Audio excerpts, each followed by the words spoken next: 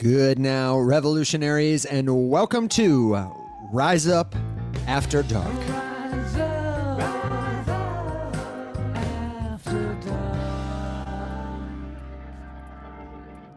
Ooh, there it is. Keith Hyde on the loon and the keys and all the other instruments too. It's Wednesday night or Wednesday morning or sometime in the future, wherever you are, whenever it is, it's always a good now. It's time to rise up.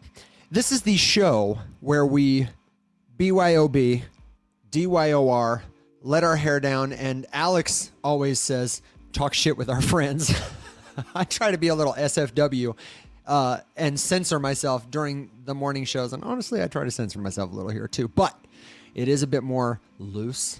We want you to feel like you're just hanging out, like this is your place to ask questions, to share with the folks in the chat and get connected, because the trick to learning crypto, if you really want to learn crypto, you want to go fast, go far, save money, save time, you got to get in a group with some friends that you can tolerate. And let's be honest, you tolerate us and we appreciate it, in order to figure out what folks have learned through trial and error, lots of years, lots of hard times. We want to help you accelerate your learning journey, become a safe, confident crypto user, and talk about the future of the internet so that everyday people just like us all around the world can understand what blockchain is, what a language model is, and why it might matter to them personally. Like, what's just the TLR? How are we going to use AI in our lives? How is crypto going to change my life? Crypto, but make it human. So if you've got a question, a suggestion, a good joke, a word of wisdom, you know what I say, then let us know. Hello to our friends on Twitter, on YouTube, on Facebook, on LinkedIn, and in the future, watching the YouTube recording, listening to the podcast. Hello. We hope you're well and that your candles are green. Our guest tonight is going to be Emily Herrick from Foolproof Labs. Emily is a friend of Alex's, and the T on that is, he said, she is as curmudgeonly as me, by which he did not mean, of course, that she's a crank, although it might be said Alex is a bit of a crank. I think he meant that she is real. She works here, she lives here, she cares deeply about crypto, and is frankly sick and tired of some of the crap that's going on. Hey there, normies. You know what I'm talking about. So we can't wait to have Emily. She's going to join us at the top of the hour. Alex is coming in about 20 minutes, but I got a couple things to share with you. My power is back. For those who attended the morning show, we made it. For those who missed, halfway through our fantastic interview with Justin Vogel, my power rugged us. I just disappeared. I froze on screen. But man, Alex and Justin are such pros. They kept it going. And if you didn't hear it, you got to listen back. Check it out on the recording. Justin Vogel is a co-founder of Safari Club, and he's a really cogent voice on Web3 marketing. He's built a great community there that if you're interested in marketing in Web3, maybe working in marketing, or just being a better founder someday, understanding our industry better, even as a learner, it's a great place to go. Safari Club, Safari with a Y, Club. And you can check it out. All the links are on that episode, which you can find at the Rise Up playlist on the YouTube show. So let me know how you're doing. Neal, I see you. Mike, I see you. Good to be with you. And if you've got a question, let me know. But I've got two stories I want to share with you. This comes from, I'll do some screen share for the folks back home. This comes from Boys Club. Oh no, it's not going to let me share my screen here. Come on. The podcast people are like, shut up and play the record, brother. This comes from Boys Club at Boys Club World on X. You want to check them out because Dina, one of the wonderful boys, said today that they have launched a news curation site called Clone. Clone.fyi, a collaboration with Dirty Verse and Boys Club World. And the T on Clone is that it is like a great news aggregator. Like, you can go to Clone and see all the different headlines that the boys in Boys Club think are worth your time. Now, what is Boys Club, you might ask? Boys Club is a social collective of people who think they might belong. You don't have to be a boy to be in Boys Club. In fact, many people are not. You just don't have to be a jerk, they say. So if that sounds like something you would enjoy, check out Boys Club. I'll show you their website in just a second, but I want to show you this story that came from clone.fyi. Like, look at this. This is just the stuff they find interesting. Is there a Cleveland crypto? I strongly believe that the wide open anyone can post frontier is closing. Or how The Great Gatsby took over high school English. It's very diverse, but the story I want to share with you is from NPR, and it's called After an Arizona Man Was Shot, an AI video of him addresses his killer in court. Okay? First of all, wild, right? We're at the point, we've talked about this on the show before, where we're going to have to start paying attention to what is real and what is generated online. AI has become so advanced that it is beyond our ability to distinguish with our senses between what is a real person and what is a robot creating content online. There was a really controversial study just done on our subreddit called Change My Mind, where a team of researchers deployed AI agents designed to persuade people to change their mind on various topics in the comments. Everything from why I stopped believing in Black Lives Matter as a black man, to why I think immigrants should have the right to vote, to broccoli is better than cauliflower. Change my mind. And they deployed these bots into the comments under different user profiles with the blessing of the moderators, but without telling any of the participants in this study. Okay? And the way Reddit works as a social forum, and this subreddit particularly, it's very popular, is that people will give feedback to indicate that a post was or wasn't persuasive. In effect, that it was effective at changing their mind. And what they found was that the AI was, in fact, quite persuasive. On average, AI responses were rated as more persuasive than those from human users. And when the researchers revealed that they had been conducting this experiment, essentially without anybody's consent, the subreddit was absolutely up in arms. They faced real backlash and just recently issued an apology about this. The ethical questions and the implications that somebody somewhere might be interacting with AI online and doesn't even know it, and it will continue to proliferate at scale. I don't need to tell you how big that is. And we've talked on the show about why we need crypto, cryptography, verified credentials, private keys, those little pieces of tech that blockchain helps us use to pick out one user from another. We need that kind of stuff to tell what is real, what is not, what is altered, what is organic online. This story that I want to show you covers how an AI avatar for a man who was killed, Christopher Pelkey, addressed a courtroom, and specifically the man who fatally shot him at a red light in 2021. This is last Thursday, when I believe his sister stood before the court and played the video. This is likely the first time that this technology has been used, at least in the United States, to create what they call an impact statement, read by an AI rendering of the deceased victim. And I've prepared just a little clip for this because I want to hear your reaction to this. So here we go. I'm bringing up the screen share. Hello. Just to be clear for everyone seeing this, I am a version of Chris Pelkey recreated through AI that uses my picture and my voice profile. I was able to be digitally regenerated to share with you today. But here is insight into who I actually was in real life. We're going to skip a little bit past his intro statement. I want you to hear what he says to the people in the room. I'd like to make my own impact statement. So, hello everybody. Thank you so much for being here today. It means a lot. I can't tell you how humbled I am for those that spoke up for me, everyone who flew in, took off work, those who are watching this remotely, and for everyone who has supported my family and loved ones through 3.5 years and 2 trials. I wish I could be with you all today. To your honor, Judge Lang, thank you for making yourself available to see this case to the end, especially when the rescheduled trial conflicted with your daughter's spring break. Thank you for listening to everyone today. Thank you for reading the flood of impact statements that came in before today that so many people wrote on my behalf. Now listen to this part. Every single one of them is meaningful and gives a glimpse into my life with each of them. He addresses the man who shot him next.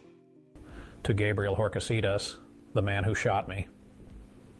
It is a shame we encountered each other that day in those circumstances. In another life, we probably could have been friends. I believe in forgiveness and in God who forgives. I always have, and I still do. Woo! I mean, Christy Sue says, it's kind of creepy. I'm inclined to agree. The phenomenon of uncanny valley, when you see something that seems human but not quite, is definitely at play here. I wanted to see if I could scroll to a picture of Christopher Pelkey himself. I thought they had an actual picture of him in this article, and I may be mistaken here, but you can Google it. He's up there, and the AI rendering is, of course, not perfect. But it was such an interesting, composed statement to think that this guy could never have anticipated needing to say these words, and here his image is, presenting it to us as if it were him. AMSO says, it's insane to think how early this tech is and how it's only going to become worse. Tech2 says, that's kind of terrifying. I really hope it doesn't take off. Let me know what you think. Because the question comes, how does AI capture his personality? And the answer is they have used recordings of his voice and his image. There was a video that another article showed, it might have been the same article, of someone interviewing him, I believe, about his time in the armed forces. And so they have his face, they have his voice for minutes at a time. There are tools right now like ElevenLabs that you can use to create a podcast with AI, like a clone of your voice to read different topics. If you want it to be your voice exactly, you got to give it like a strong reading of many sounds over and over in different volumes, probably, an hour to 3 hours of your voice. But if you have 11 minutes, 30 minutes, even 2 minutes in some cases, you can whip up a pretty convincing copy. I've done this before to try and experiment with a tool like this, trying to turn a podcast into a newsletter, or a TikTok video into a newsletter, or an email into a podcast, whatever. And it's amazing. Then they tailored his face a little. Apparently they had to trim his beard in order to make it look neat. But I think somebody tuned the inflections and then blessed it and said, this is good. Let's send it. And the judge at the end of the case, though the artifact was not submitted as evidence, like used to consider the verdict, did make a mention that the impact statement was something he appreciated and was glad that they included. So I want to hear your thoughts on that, and I want to shout out our friends over at Boys Club one more time to say that these are the kind of stories that they're curating at clone.fyi. And before I send you off into the sunset on Boys Club, I have just got to say, boys, I absolutely love the Boys Club website. This is boysclub.vip, and it's a Google Doc. That's it. The website drops and works in progress this year. What is Boys Club? And every day they invite people to leave comments on the Google Doc, and every day they clear them off. I think they're a really cool, interesting collective of creators, of consumers at the internet, culture, technology intersection. What an unarticulate way to say it. I would be fired if I was working for Boys Club.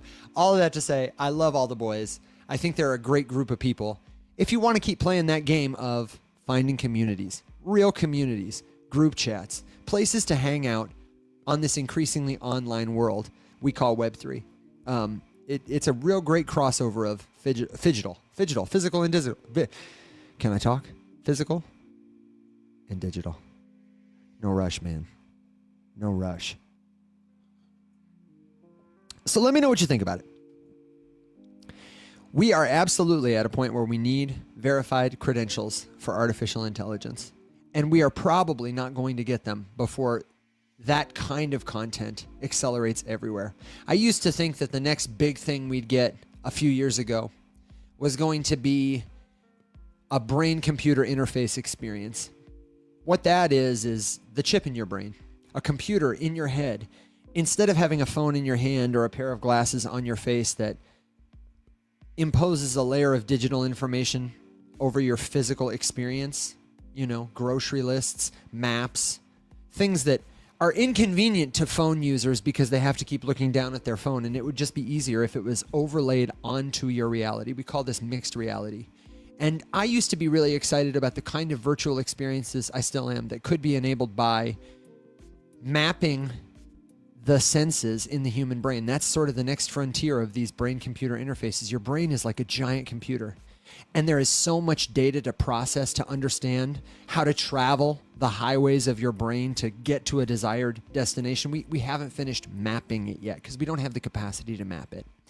But one day, when we unlock that capacity, it will be possible to transmit the senses you experience.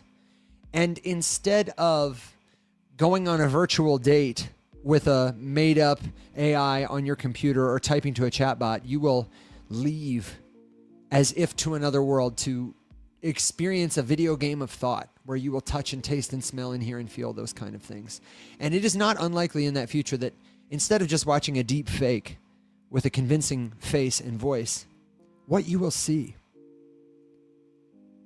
will be inseparable and indistinguishable from your own experience of reality. You will feel what it was like to be the defendant, chasing down the plaintiff and tackling him to the ground and punching him repeatedly. You will feel what it is like to receive the blows. You'll feel what it's like as the bystander to watch someone's life extinguish. And that is how juries will experience information, if we decide it's ethical. The question, though, of will we be able to do this will be gone. So it's kind of hard for me to get excited about the deepfakes like this. I am worried about them. And I am worried that before we have the credentials to verify them, before we have protections in place to keep people from using our images, that someone like me or like Alex, who's got our face all over the internet, is going to have impersonators, not just DMing you, but sending you videos that look like this, where they say, "Good now, revolutionaries," and it sounds just like me. I don't know if they'll mess up Phygital and Digital, though. Ooh, you know. Wee. So for those of you just joining, welcome. Alex is running just a little bit late tonight. I'm sure he'll be here anytime. And we have Emily Herrick joining us at the top of the hour. That AI story I shared with you came from NPR by way of our friends at Boys Club. I really would love to know what you think about it, because it's that perfect mix of interesting and terrifying. Amso asks if I've played around with impersonation on AI, and I have played around with voice generation.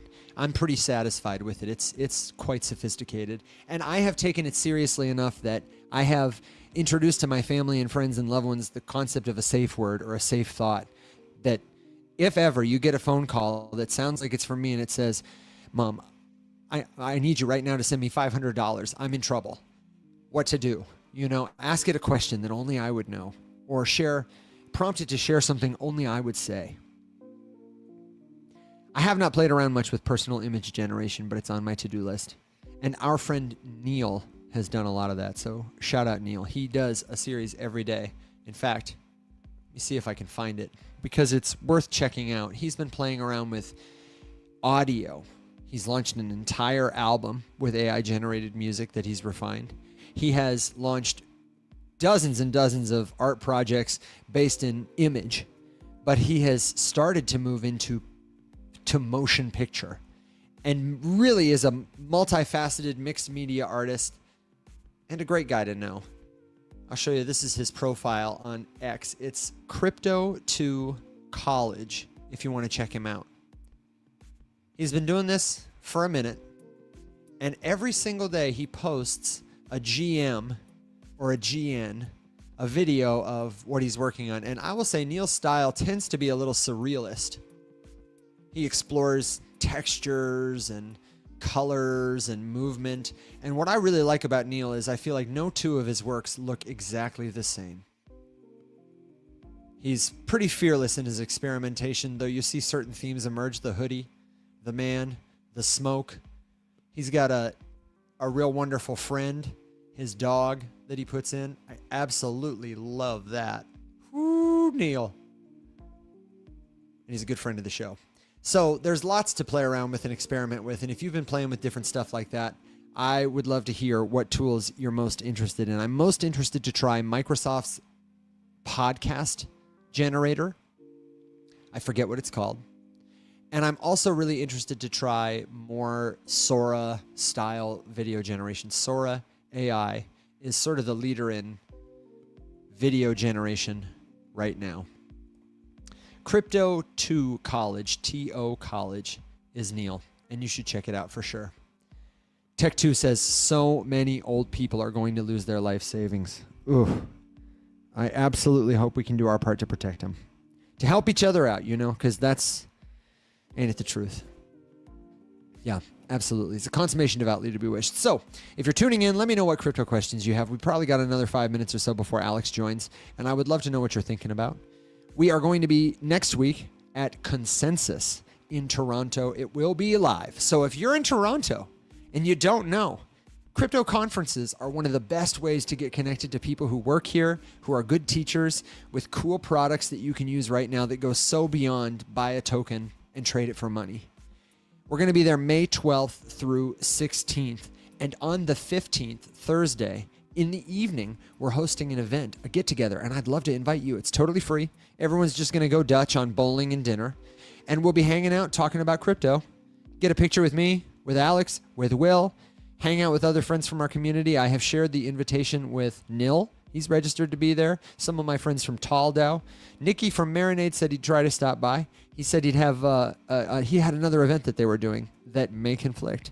We've got Lindsay Poss, friend of the show, several other friends of the show, some folks you don't know but will love to know, and I think it'll be a great place for us to commune and do this thing we do online in real life. It's going to be on John Street, the Ballroom Bowl on John Street. And if you need the link, what I'll do is I will put it on the riseupmorningshow.com. But right now, just send us a message. We've got it in the descriptions below each episode that we're posting these last couple weeks. You sign up on a website called Luma. It's totally free and easy. And I'll approve your invite. You'll use that as the ticket and you'll just come on in. It'll be a real informal sort of thing. And shout out to Jo, friend of the show, for hooking us up with the recommendation. She was super instrumental and helpful in organizing a lot of different stuff for the Toronto trip, so you got to give her a point. And speaking of the riseupmorningshow.com, almost anything related to the show can be found there.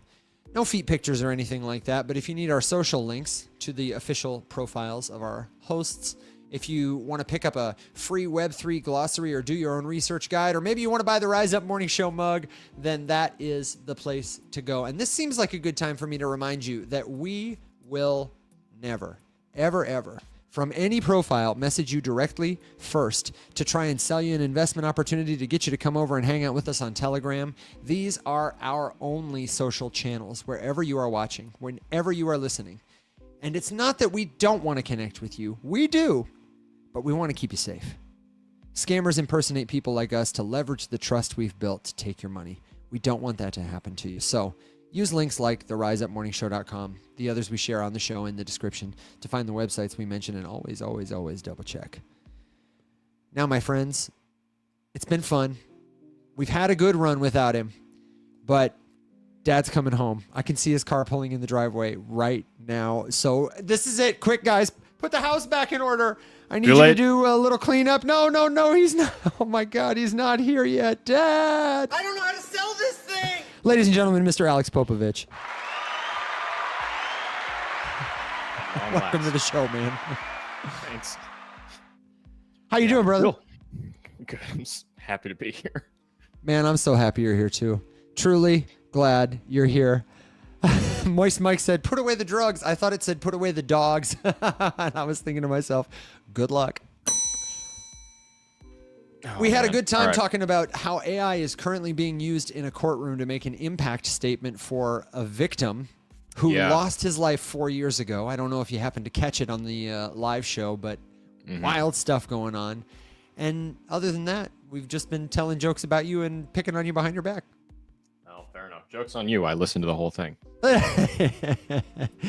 And so far, Joe's got a point. Boys Club's got a point. And if you can believe it, I haven't given myself any points yet. But now seems like as good a time to start.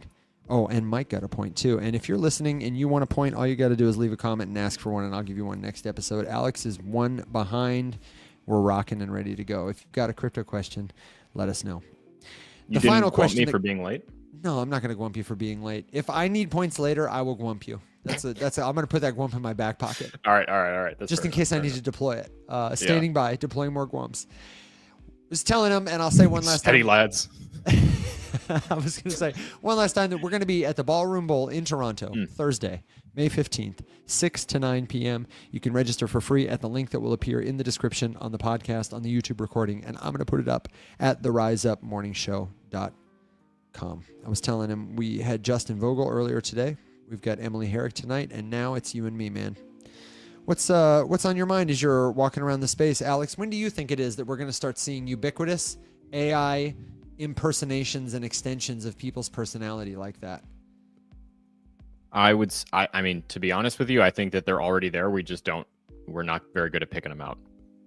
I think even the people that are like think they're good at picking them out are not as good as they think they are. And that is absolutely a reflection of my own miss on that slipper thing, which the only grace that I would give myself is that I was not like really paying attention. I didn't like watch the whole video, and I did think it was a little weird, but I did not clock it as AI. And that by itself was just kind of like a little bit of an eye-opener that I mean, it's just I think like I was saying, the natural evolution of this in our space is really to clone people like us extremely convincingly, given, I mean, would you say several hours of voice recording and footage would be enough? We have thousands of hours. So many hours. So many very, like you said, with different inflections, different intonation, different edits, all this kind of stuff. Like, I don't know, man. I think it would be so easy to clone us. I can't believe it hasn't happened already in like a bigger way, you know? Dude, seriously. It's a wild time. It's absolutely a wild time, but we want to make sense of it together.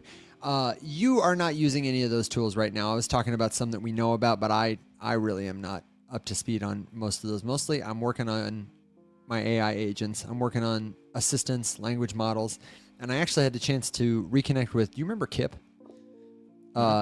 Longtime friend from TikTok. He contacted me recently and was saying, you know, Evan, I have been really working. He's kind of a self-described Luddite, doesn't really like technology, but has spent a long concerted time since GPT came out, really cranking out every day with different models, ways to use it, just to learn it, as an exercise in overcoming stubbornness and curiosity. And he had some really interesting things to say about how to work with it, especially to eliminate some of the problems we encounter, like from using it to do too much, how it kind of almost, you were saying the other day, becomes muddled by like this feedback loop we have given it, all this information about us. And it's almost better sometimes to have clean slate, real particular prompt, start from zero, go to like get what you want. Yeah, I've found that for sure. And I think it's even getting harder to do that because of the crossover memory between the threads that you're running, the data bank of memory. I constantly prune things out of the memory. And now that they have it's not really an incognito window, but it's like incognito from yourself, the idea of like private threads where, you know, any data sharing concerns that you have are still 100% valid. It's not like, you know, private browsing or not stored or logged anywhere, but it doesn't affect your personal like model's memory of you. So you can, like, for example, the other day I have a lot of chatter in there about like content planning and you know, framing and ideas and outlines and writing and all this kind of stuff. And if I wanted to like get something that was completely different, it would be extremely hard to break it out of, and I wouldn't want to like counter train it against what I want it to be doing all the time if I wanted to do something separate. So it's kind of nice to have those as an option. But no, for sure, there's too much. I would agree with that. Too much, it just gets clogged. It's tough. Yeah, it's not easy being cheesy. AI, man, it's at that point. It's at that inflection point. Okay, I've got the event on the website now. Check this out. If you go to the website, you can register for our event at the Blockchain Bowl. I mean, there it is. The Ballroom Bowl. Blockchain Bowl, Ballroom Bowl. Can you send me that too? Yeah, I sure can send you that. I have sent you that. I know. 2 or 3 times. I know. I'm sending it to you again. It's okay. Don't fret. If you need it, you know where to come get it. Anyway, you know, what actually topical, like on the old Web3 space, I was telling you as I was explaining to you that I was going to be late today, I had an interesting encounter in the real world today. That's right. Yeah. So I required the services of a locksmith through my day job. And for anyone who's heard me complain about this before, it's such a weird thing to hire a locksmith. I would really like to know if I'm not alone, because I think I'm not. Based on like my understanding, and especially talking to this dude today, like, is a real problem. And it's mostly a specific corporation or web of corporations that are just really good at SEO. And this is like a thing because the locksmith, of course, have like a national, like a group, trade council. I don't know what the term or what you want to call it is, but group convention. It's, it happens every year. They talk about, advancements in the tech and new kinds of locks and all this sort of stuff. And a guild. Yeah, essentially. And there have been several public service announcements made through that about this very particular scam ring. And if you've ever called one, odds are this is who showed up. Someone who charges you a tremendous amount of money to just break into something without any real like craft or skill. And they are apparently usually international. They are minimally trained, usually with just the ability to drill something out, which is what I can do that. I did it this morning. We had a pool house that was locked and no one on earth seemed to know where the keys existed. And it was an ancient, crappy little door that I need to get replaced anyway. So I just drilled the doorknob out and put a fresh doorknob on. But anyway, so this dude shows up and he's like picking this really high-tech smart lock. He's got this big contraption, all this kind of stuff. And he's just telling me about this thing. It's just like, it's really hard as a regular person running a regular locksmith business to like break through that noise because they just rank so poorly on Google because they don't know how to do it or they don't have any help with it or any of this kind of stuff. And get to the very end. It was very interesting. He does the whole thing. This is someone we work with regularly in the management of all these different properties. And, he tells me what I owe him. And I'm like, are you sure that's all it is? Because I'm just used to the other thing, which is hundreds and hundreds of dollars. And anyway, he's like, yeah, and I was like, okay, well, you take American Express or whatever. He's like, yeah, but I'll take whatever, man. You can pay me in anything. You got any Bitcoin? And I was just like, boy, do I. Not for you. This is like, yes, but I'm allergic to getting rid of it. And he's like, yeah, that's fair. And then we cut it up for a little bit about just, except he's like, oh, you'd be my first one. No one ever pays me in Bitcoin. That would be really cool. I'm waiting for the first day. And he's like, I'm really thinking I should just start telling people that's actually the required. That's the only form of payment I accept. And I'm like, bullish. Get ready to lose a lot of business. Yeah. But then we talked about stable coins and he was like, yeah, that's a better idea. So totally. I mean, he was super into it. He was with it. And then of course had the conversation at my local, Evan, you were there, the smoothie place. Oh yeah. Today talking to the guys there just about what we're doing, the fact that we're running the show tonight, that this is kind of what we talk about, and reminiscing about the old days of the Decentraland casinos and buying mana for pennies and fumbling the bag and top blasting the chart at $5 or whatever it was. We're such nerds, dude. Good times were had by all. Everyone listening is like, the hell are they talking about? I know. But we feel it, man. We feel it in our core. When CryptoPunks first happened, I wasn't even paying attention, damn it. Mm-hmm. you know. I mean, we're just practicing our old man porch stories when we're... Oh, my God. Back in my day. I can't wait. We're already insufferable. Imagine how we're going to be in just 20 more years. I'm prepared for it. I'm prepared to retire to a porch somewhere, pursue some sort of weird hobby with my hands. That sounds silly. Was not the sentence you wanted. Listen, man, save me from myself. I want to know if you've got a crypto question, what that is. We've got Emily coming up in about 20 minutes. Hey to everybody, thanks for hanging out with us. I'm allergic to I've been telling my customers I take Bitcoin too, Mike says. I'll tell you, I put that out every time I do a gig. I have a little, tip jar, Venmo scan. It's got scan for Venmo, PayPal, find my socials, and it's got another scan for pay me in Bitcoin. And I always am ready for somebody to pay me in Bitcoin, but I think everybody who has it is mostly allergic to selling it. Though I do know one or two people who pretty much are like, hey, if you want to pay or get paid in Bitcoin, I will do it every time. Somebody, who is it that we know who says they offer it every time? There's someone in our Discord community whose name is escaping me right now, who says, I always offer to pay in Bitcoin first. It's like how he does onboarding. And he says sometimes people accept it. I do that often. Like if I'm thinking about it and I have a few minutes where I would enjoy the conversation, not that I wouldn't be late for this, I will ask if I can pay in USDC. I do that a lot. that's usually like, that's one of my favorite ways to start the conversation. I feel like USDC is so much more pretentious than Bitcoin, even though it's more accessible. Like that should be the go-to, and it's easy, and I can get you started in 3 minutes. I feel like if I say, "Can I pay in USDC?" people are like, but if I say, "Can I pay in Bitcoin?" people are like, "Oh, at least that's money." I don't know. It's got some stigma attached. It's weird. I don't know. It's weird. You know, I've had usually like only two. I've really only ever had two reactions to it. What or no. But sometimes I'll say just stables too. Like, can I pay in stables? That sounds even worse, man. It's so colloquial, and I love it, and it's great, and it makes sense. But so let me tell you this, because it's actually super calculated to be so colloquial that as I say it, it sounds like something I did not like plan or think about. Yeah. Like, and it's kind of just like an A/B test sort of a thing, you know. Like first of all, I have nothing to lose. I'm gonna pay you either way. You know what I mean? And I'll ask. But like, just rotating it through. I mean, it's just kind of it's A/B testing like different vernacular to see like what feels better, what makes sense if someone recognizes something. None of them feel great.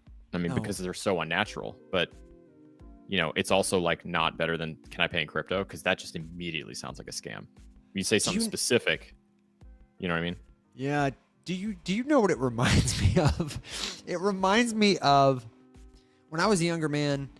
I was really interested in apologetics, and I had a lot of conversations with people. My religious friends may resonate with this, about converting people to your faith and like how you did that. In the churches where I worshiped when I was younger, they called this discipleship and ministry. And what it meant was, you know, how are you going to talk to somebody like to effectively persuade them to give God a chance, like is what it reminds me of. And obviously we're not talking about anything moralistic. We're not talking about anything partisan, and I'm probably projecting, but I do feel to some extent like evangelizing crypto.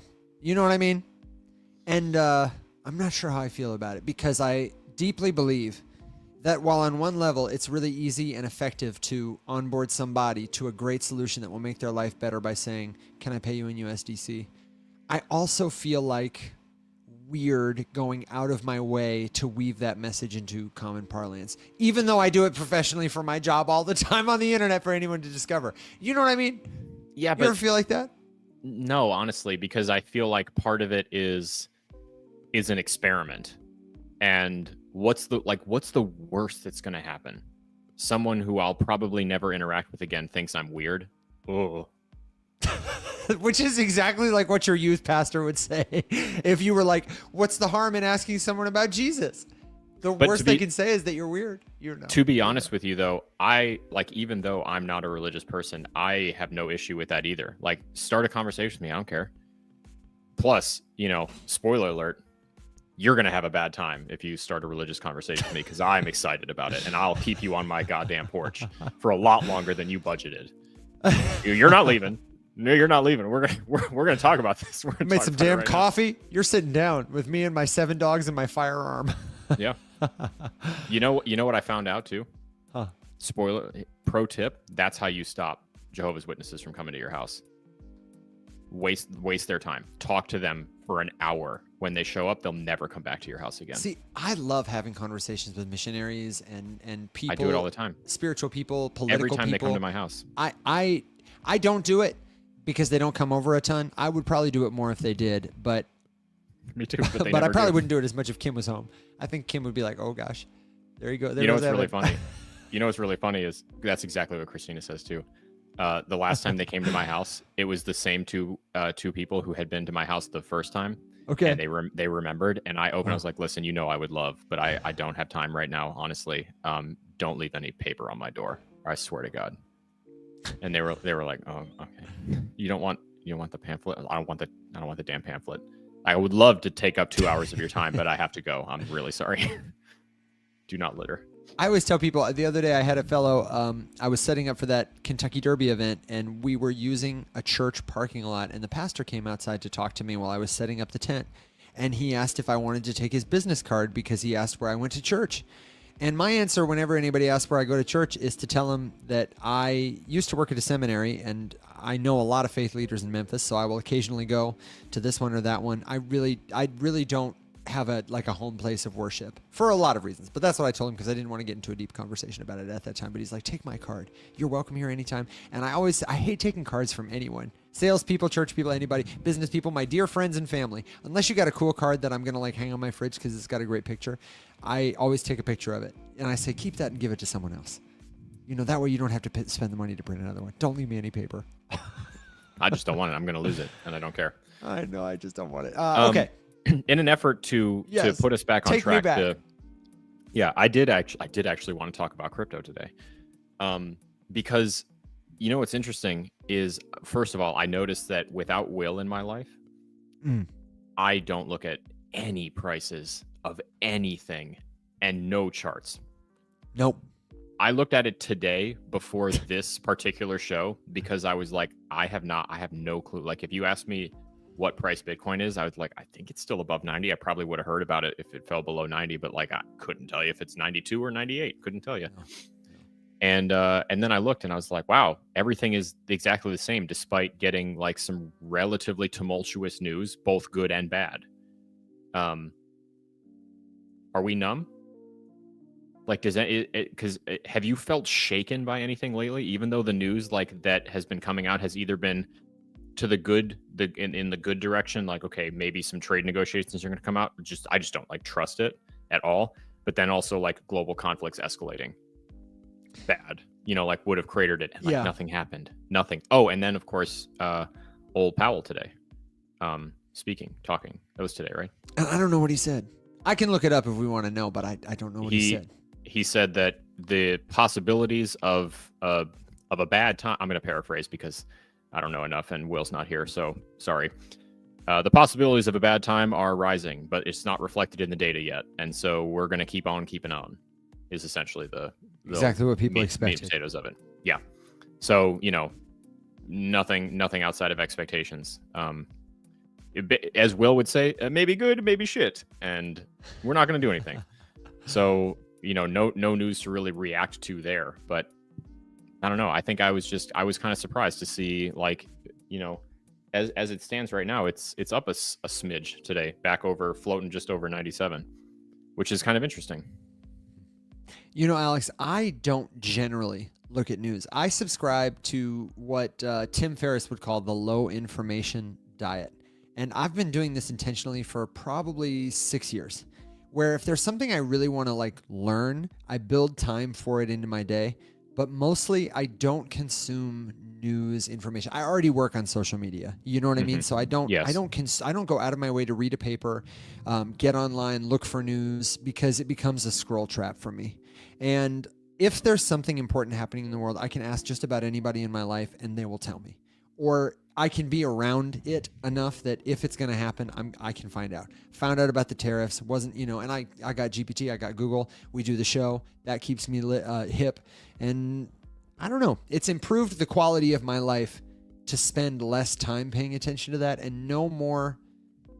Nowhere has it improved it more than when it comes to looking at crypto charts. Crypto charts are also on the low information diet for me.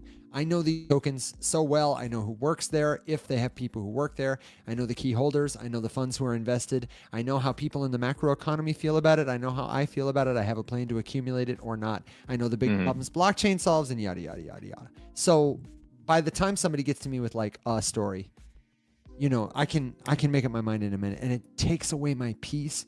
And I'm also not as profitable when I'm spending attention worried about it, because then I'm more likely to make a decision that's emotional and not part of my plan. You know? See, I wish that was the case for me, but it's not. Oh, really? I hyper worry. I consume news constantly. From as many places as possible, and I'm constantly running like my own comparisons.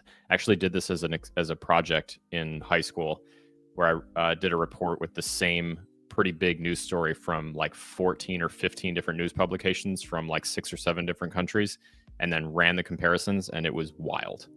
Like, but I was bringing sources together, like, you know, a report on the same story from the BBC, one from Al Jazeera, one from the Sun, which is India's big newspaper, or one of them, one from NPR, and then one from Fox, and one from MSNBC, and mostly American, but like then scattered throughout Europe, the German newspaper Der Spiegel, a couple of others, and just ran the comparison. It was very interesting. Crypto doesn't really have that because all of the news are basically just regurgitating the exact same story because none of them are actually journalists or reporters. There's like 7, and they publish one thing and then everyone just copy pastes it. At least that's what all the blogs do. Yeah, I used to do that too. I would get, for forensics in college, we had subscriptions to all kinds of news lines. So I would look at the BBC, I would look at, Reuters, of course, but I would read sometimes like the South China Morning Post. Der Spiegel was a regular. To just see how different people around the world reported on different issues was really very fascinating. And there are a lot of good resources that you can critically evaluate, like how reliable and credible is this source regularly. And then there's nothing better than to triangulate it like that. I just stopped doing it because I wasn't doing forensics anymore. And that was where I partially made the decision. I didn't have a reason to read the news. And I was like, is this really improving the quality of my life? And for me, the answer was no. And now I'm at peace, man. I've transcended. I envy that. No, man. It's, I worry in other ways that That's are just fair. as bad for me. You know what I mean? I would That's rather fair. worry for 10 minutes with a cigarette than with a newspaper. And that's, killing me 7 minutes at a time. So I got to get my stuff together. Don't come for me. But So as we get ready to transition to the next phase of the show here, Carol asked about a quick altcoin review that I think we could fit in real quick because I already have my opinion locked and loaded, and I would hazard a guess that you might too, just because I know this has made the rounds. Are you familiar at all with Onyx XCN? is that the Chase chain? Chase. Okay, maybe I missed that part. Let me look. Let me double check. Not that is it? I don't know. I don't Because see that Chase anywhere. has a blockchain that they have done called Onyx. Tell me the ticker again. XCN.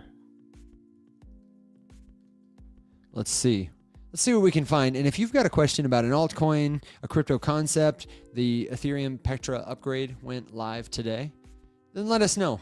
Looks like XCN, Onyx Coin, is the native utility and governance token of the Onyx protocol DeFi platform designed to modernize financial services with blockchain technology. Kind of a big bumper sticker. Well, Primarily on Ethereum, it's an ERC20 token. It facilitates transaction fees, staking, governance. Do you want me to keep reading, or do you want to give your thought? Because I can give a couple more stats. I mean, that's my thought. Like the headline is the financial ledger, modular blockchain. I'm going to count the buzzwords. Modular blockchain designed for financial grade applications, not offering near instant confirmations with low fees, supporting builders. Yeah. That could literally describe almost anything. Yeah. So my question to them would be, What makes it different? why? Yeah. Why and what makes it different? Why does this exist? Just for context about this, sometimes it can be tempting because when you look to the past, you see how new stuff gained attention and traction and went up in price.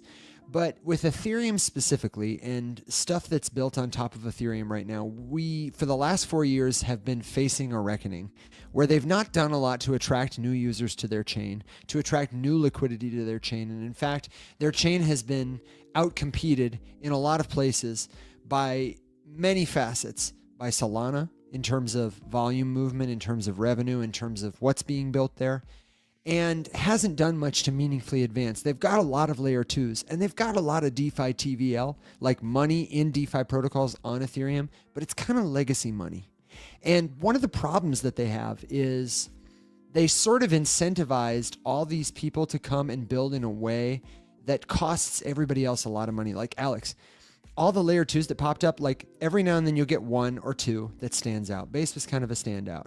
And the first movers were kind of standout. It was cool for a while to be an L2. But then every L2 that comes along makes it more expensive for all the other users to use the chain. And there's sort of this phenomenon where, the 2,000 people or so on crypto Twitter, the 500 active devs, they go to the chain where the incentives are for like a month while the incentives are good. Maybe there's an airdrop, or maybe somebody is subsidizing, their gas costs, or they're funding apps. And then when that incentive dries up, another chain has come out, another roll-up has come out, another L2 has come out, and they move there. And it's this sort of weird, like, on to the next one problem that is not making Ethereum, the layer 1, better. I would say it's making the user experience worse. A lot of people go over to Solana because the tech is better and so are the vibes. And the apps, the users are there. So to see something like this, it's just another one. I'm with you, man. Like, what is there here to really be excited about? So yes, I agree with all of it. And I think a worthwhile clarification too is when we say a phrase like the tech is better, we're generally talking, like when we say that, and different people talking about it might mean different things. When I or Evan says the tech is better, I'm generally talking about, and I think Evan, correct me if I'm wrong, the experience. I'm not trying to, debate the this one's faster. This one's cheaper. Yeah, like I say a lot that I believe a lot of these things are fast enough, and anybody complaining about TPS above however many thousands they're at are wasting their time because you've got 6 users, so who cares? And, you've never been tested at scale. Almost none of these things have. So at that point, when we're talking about tech, it's really just like, hey, is the, does it feel like it works? Can I do something? Is there a place for me to go and like mess around? That's kind of like all I'm really interested in at this point. And it's interesting. Who's really been like doing it, and we didn't talk about this. We should have talked about this morning, and I would be really curious to get Emily's take on it too. The Barachain. I don't even want to say drama, because the fact that anyone turned this into drama is embarrassing for it. But did you see the Bara Baddies video? No, there's just one. I've seen several videos by them, but nothing that I would say is like noteworthy. Why? It was just one. I think it was like a house tour. Everyone was in the house, and someone was giving a tour of it and kind of going around, and it was obviously meant to be like a little bit satirical of like those like overly hyped like influencer mega mansions with just like ridiculous things in it. And I don't know, like I watched it and I thought I got a big kick out of it. I thought it was like well done without being hyper cringe, even though that was kind of the point, to sort of poke fun at all of that. At the end of the day, it was just like a bunch of people having fun that made a video. And of course it got kind of flamed a bit on Twitter because, I don't know, it was just like, this isn't how you do it, blah, blah, blah, this isn't the right way to onboard. And it's just like every time a whisper of culture emerges that like doesn't jive with what you are interested in personally, with that stick so far up your ass it's poking out your nose, you're like really upset about it. And this was the perfect example because it was all women. So of course they just got roasted by who? You get one guess as to who the main perpetrators of this roasting of the Bara Baddies was. I mean, man, I'm sure. and at the end of the day, what are we mad? We're mad at what? Attention to an industry that is like being strangled right now by, like you just said, inundation of the same gobbledygook buzzword nonsense that really doesn't need to exist, the lack of innovation. And you're going to be mad that like a bunch of people are having fun and put a video of it on the internet. And the thing that really pissed me off is right after that, the like Dubai crypto rap video came out and all the comments were positive, even though it was 10 times worse. And I was like, you guys should all be embarrassed. I didn't see it. I scrolled by it. Yourselves. I'm sure it was just going to be a turd. It was. Oh, man. It was awful. I had a conversation today with somebody who did a hackathon at ETH Denver. They sponsored a hackathon, and I cannot believe I was so unprepared. I didn't prepare to tell this story, so I can't remember their name, and it's not because the hackathon was bad. I will get the name. We'll talk about it later. Her name is Alex. She helped coordinate, and they have done another hackathon at another conference, and they were at the Layer Zero house, the one that Polkadot did with Layer Zero, that mansion there, the old cool house. And I participated in it. I got third place in one of the tracks on the day before you guys got there. And I just did it. I told her because it was, a fun way to earn some money and meet some people while I was waiting for everybody to get to the conference and have lunch and stuff. But something that really surprised me was even in this hackathon, billed as a marketing hackathon, a lot of the prompts were for like technical builders. Build this tool that presumably somebody will use as like part of their marketing campaign. Build this better way to stake Bitcoin tool. I say stake Bitcoin. You know what I mean? Mm-hmm. And she was asking for feedback, and I said, what would be really helpful is if you had a track for content creators. I said, imagine that you had bounties that were like, build a ready-to-go marketing campaign, or build the best piece of content, the piece of content that gets the most impressions, or reaches the most people who don't have a crypto wallet, or gets the most signups for a crypto wallet, or something like that, that would immediately be converted to ROI. And not just ROI for like the participant, the hackathon builder, but like the company. A lot of these hackathon companies, they hire people who build for them, but then they got to spend more time building out the MVP into a usable product. They got to hire more people, spend more money, spend more time. And how great would it be to just have a piece of content that's killer, ready to go, and has already reached 1 million people by the time the hackathon's done? And how cool would it be to have content creators at your hackathon making content about you, or to be incentivizing these people who have been cultivating a following to post that they're participating in the hackathon by, I don't know, giving somebody $50 for writing a tweet.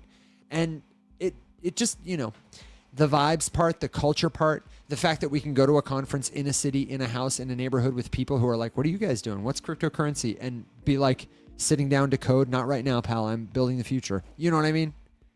That's where I want to put on my evangelist hat and just be like, yeah, have you heard about cryptocurrency? What have you heard? Let's talk about it. Yeah. We can do a better job. We can tell a better story. Yeah. And I think a big piece of that is just stop trying to stop people trying to tell the story from telling it. It was a bad sentence, but it's just like, is this where I grump you? If you must. I've said this before. The part that pisses me off is that whenever something like that happens, there is no reason that video should not have come out, and it should have just been like a thing that you could either enjoy or not enjoy. And guess what? You don't have to be a dick about it if you didn't enjoy it. You know what I mean? Like, you don't look better. You look worse. Anyone who agrees with you already agreed with you and would have regardless of what you said. And what are you doing at the end of the day? You're talking out of one side of your mouth that you want to onboard more people, and then someone tries to onboard, or they are onboarding anybody in a different way, and maybe those people are not your favorite people for whatever reason, stupid or petty or legitimate. And so out of the other side of your mouth, you're like, no, wait, not like that. Like what I want. Don't you onboard anybody. I want my friends to here. I don't want your friends here. And it's just like, you're pathetic. So I don't know. It just pissed me off. Yeah. No, I get it completely.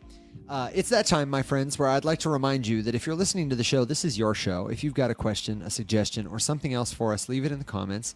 Join the live show. That's the secret alpha. If you want to hang out with a cool community of learners at all levels of experience, then join us. We're live Monday through Thursday at 7 a.m. Central Standard Time, Wednesdays at 7 p.m. Central Standard Time on Facebook, TikTok, Twitter, LinkedIn, YouTube, and even have our episodes available to listen on demand at your favorite podcasting platform. Really, the only thing missing is you. But while you type your questions, we got to take a minute to introduce our guest today, our friend, Emily. Emily loves crypto. Welcome to the studio and to the Rise Up After Dark show. How are you? Hey, doing good. How are you? Doing good. It's nice to meet you. I know you and Alex have been friends for a minute, but I've heard great things about you, and I'm glad you made time to join us. Yeah, absolutely. We've crossed paths before, but it's been a while. Yeah. Well, let me Back tell you in how the Twitter sphere. Yeah. Let me tell you how things work here at Rise Up After Dark. We like to play a little game with our guests that's like, whose line is it anyway? The rules are made up and the points don't matter. And if you're speaking and you hear this sound, it means you've earned a point. And if you're speaking and you hear this sound, it means you've lost a point. And the person at the end of the night who has the most points is going to win a fabulous prize, or at the very least, a hearty round of digital applause. And we just can't wait to play with you. It'll be fun. So far, Can't wait. Sounds good.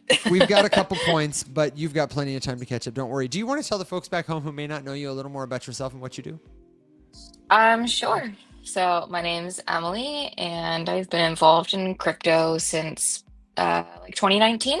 And in 2020, in 2022, I co-founded a company called Foolproof Labs with I guess my co-founder and partner, and he's really the technical lead, and I'm more of the product business person. And we just got our patent approved, I guess last month now, and it's mostly around kind of the creating security for blockchain that's naturally integrated into blockchain itself, and smart contracts and natural tooling that's already there. So it's kind of leveraging the emerging technologies. And then, I don't know, I've created a bunch of other kind of companies branched off of that as well. So been around a while, made a couple of projects, done a lot with things like the Web3 social graph. And I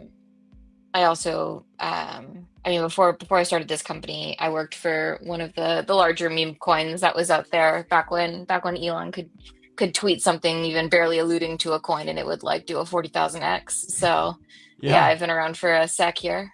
What token was it? Can you tell us? Yeah, Cummies, Cum Rocket. Oh yeah. Oh, wow. That's like OG meme days. Super old school. That is really old school. That was back in the days when there were like 12. Yeah, it was a while ago, and somebody just recently, like, I don't know, I guess they like thought I gave them some take about something that's happening right now, and like one day they tried to dunk on me about like, oh, you're not an economist, but like I have a degree in economics, and I even did like study abroad at the London School of Economics. And I was like, okay, bro. And then they were like, why don't you build a marketplace? And I'm like, actually, I did do that a while ago. Oh my gosh. It was I remember funny. Cummies was so early that I remember I was still at the point where I would get a little bit offended at the name of like some of these vulgar meme coins. I hadn't yet been jaded to the fact that like, this is how we do it. Oh, I'm happy You know what I you've mean? grown out of that. Yeah, exactly. I was like, wow, we're degenerate Yeah, here. and like, yeah, it wasn't me that launched it, right? Like that's Lydia. She was like a big. I don't know what's happened. I think they're like still around. Actually, I think they had like a pump recently. I joined later as like head of product and helped get the NFT marketplace launch, but there was like an enormous amount of, I don't know, being taken advantage of. I guess that went around there. It was not the best, but it was a good time, and I learned a lot, and all those things. Well, you've got a point for getting a patent this week, and you've got a point for being an OG. And I just want to say, of all the places we could take it, Alex, I'm honestly kind of amazed that you are partnered with a technical co-founder. Alex and I are not entirely sure if they exist in the wild or if they just materialize. I think that's the most impressive thing that you've said, is that you have a technical co-founder and you've been working together to build different stuff. How did you nab a technical co-founder? So for context, Emily, we literally just had this conversation this morning, and I also had it with my father last night when he was like, do you have a CTO yet? And I'm like, I'm telling everybody that it's you, Dad. I don't know what you're doing with your life, but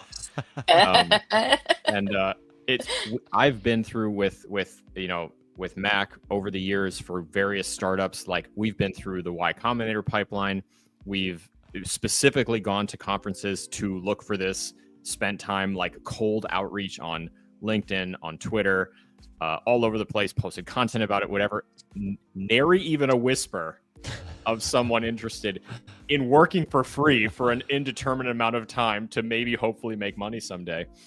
Yeah, it's rough. Go figure. I actually have two. Oh.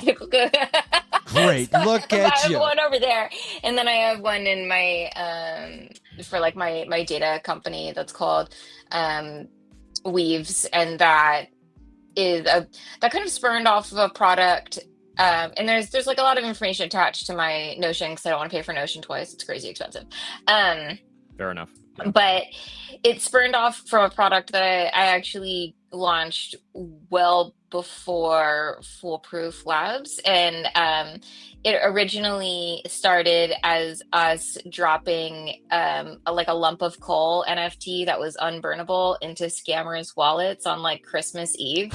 We spun it up super fast, and we were like, "What if you could identify scammers based on like the contents of their wallet? Because it's you can't control what goes in, you can only control what goes out, and you could send someone a soulbound token essentially, or you could remove the transfer or burn element." And that's what we did.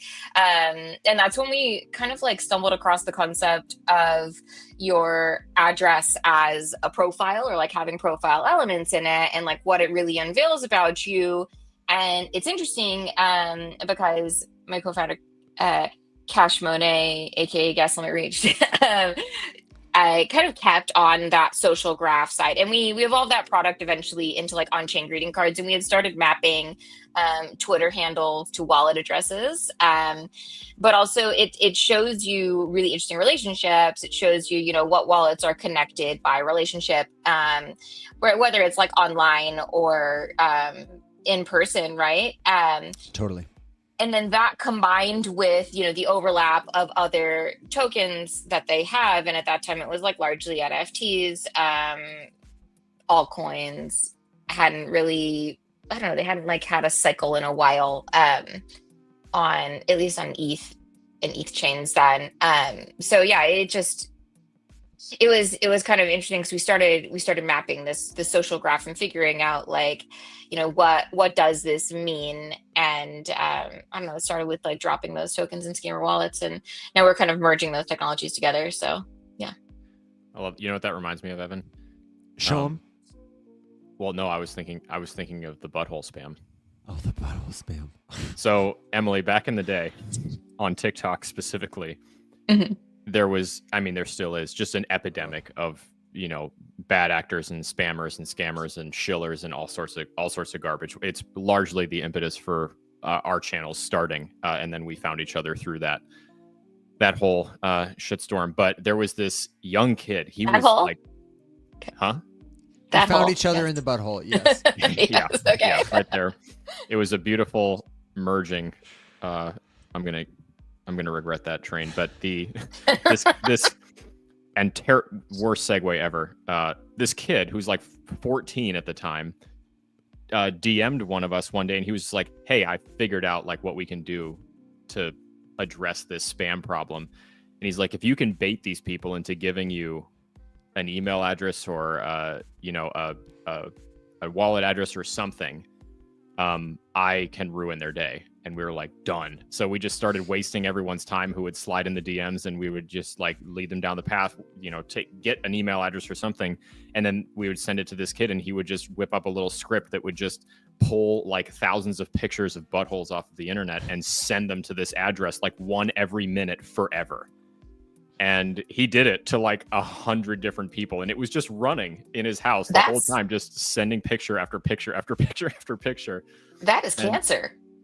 Oh, it was, yeah, and it kind of spread like I was cancer, wildfire, but like venereal disease. And nice. he had just people from all the other influencers were just like, "Oh my god, can I participate?" And we're just like sending them spam requests or like our impersonator account handles and stuff like that. And he would just start DMing people. It was awesome. It ran for like 6 months. I wish I could remember his name. I don't know his name. He was an unsung hero. It was so funny. What a beautiful soul. Yeah. So I really love the social graph though, and I love the idea of being able to track with tokens or establish with a container we might build for them meaningful relationships or emergent data. Alex and I were part of an MVP called Show 'em, and my running tag that I was trying to get everyone to use was "We Make Moments Matter," and it was a container for mechanisms to tokenize many different kinds of things, and then give ways for people to materialize the relationships, to create tokens of different kinds to mark them, and then different forums in which to share them in novel ways socially. Like if you played a video game, the MVP was, you could tokenize all kinds of different achievements. And that wasn't, the way you talk about it is it's just like a feature. You play a game, great. You want to have this achievement and truly own it? Great. You're the player who played the most hours this month. You got this skin. You got this item. You have this name, whatever. Profile, features, characteristics, metadata. And the path we were hoping to go down is a world where Nike and Burger King are using it, and Dunkin' Donuts is using it, and your mom's book club is using it, and all kinds of people are tokenizing all kinds of things. And the relationships that emerge can be that Nike notices that its customers seem to really love Dunkin' Donuts, and so they do a surprising collab together. And Dunkin' Donuts notices that somebody else is buying McDonald's new donut product at 5 p.m. every single day, and so can send them a tokenized coupon for like $5 off, come be our customer instead. And all the other kinds of things that you can do with a token, rewarding purchases with points or other kinds of achievements that people can sell, creating more value by giving people tokens for it and then sharing it, ways to share it with each other. But it's just rotting on a software shelf somewhere. And so whenever I meet anybody else who's building that kind of thing or talks about it the way that you do, I'm always like, okay, so where is the future? How are we going to get there? What's it going to look like? Where do you see things like that going, social graphs with tokens on chain? What kind of novel things do you see people using them for? Yeah, so the way that we combine the Weaves information suite, at least with the Foolproof token, and I haven't really talked about exactly what the Foolproof token does, but the way that we combine it is mostly in the context of moderation. So for things like gaming and Twitch streamers and user acquisition costs, there's a lot of metrics that are really key in gaming, and daily active users and their daily spend is one of them, and that's kind of what creates the foundation of these games, what makes them profitable. Are they going to spend a couple bucks a week on the gold of the game, and then they can buy ammo or build fences or whatever's going on. Sure. So what also happens though is there's a lot of toxicity in gaming and a lot of toxic culture in gaming, and mostly what you can do to moderate is ban a user and then they can come back, right? All you have to do is change your IP on your computer. It's very easy, and create a new username. There's not much challenge there. There's not much blocker there.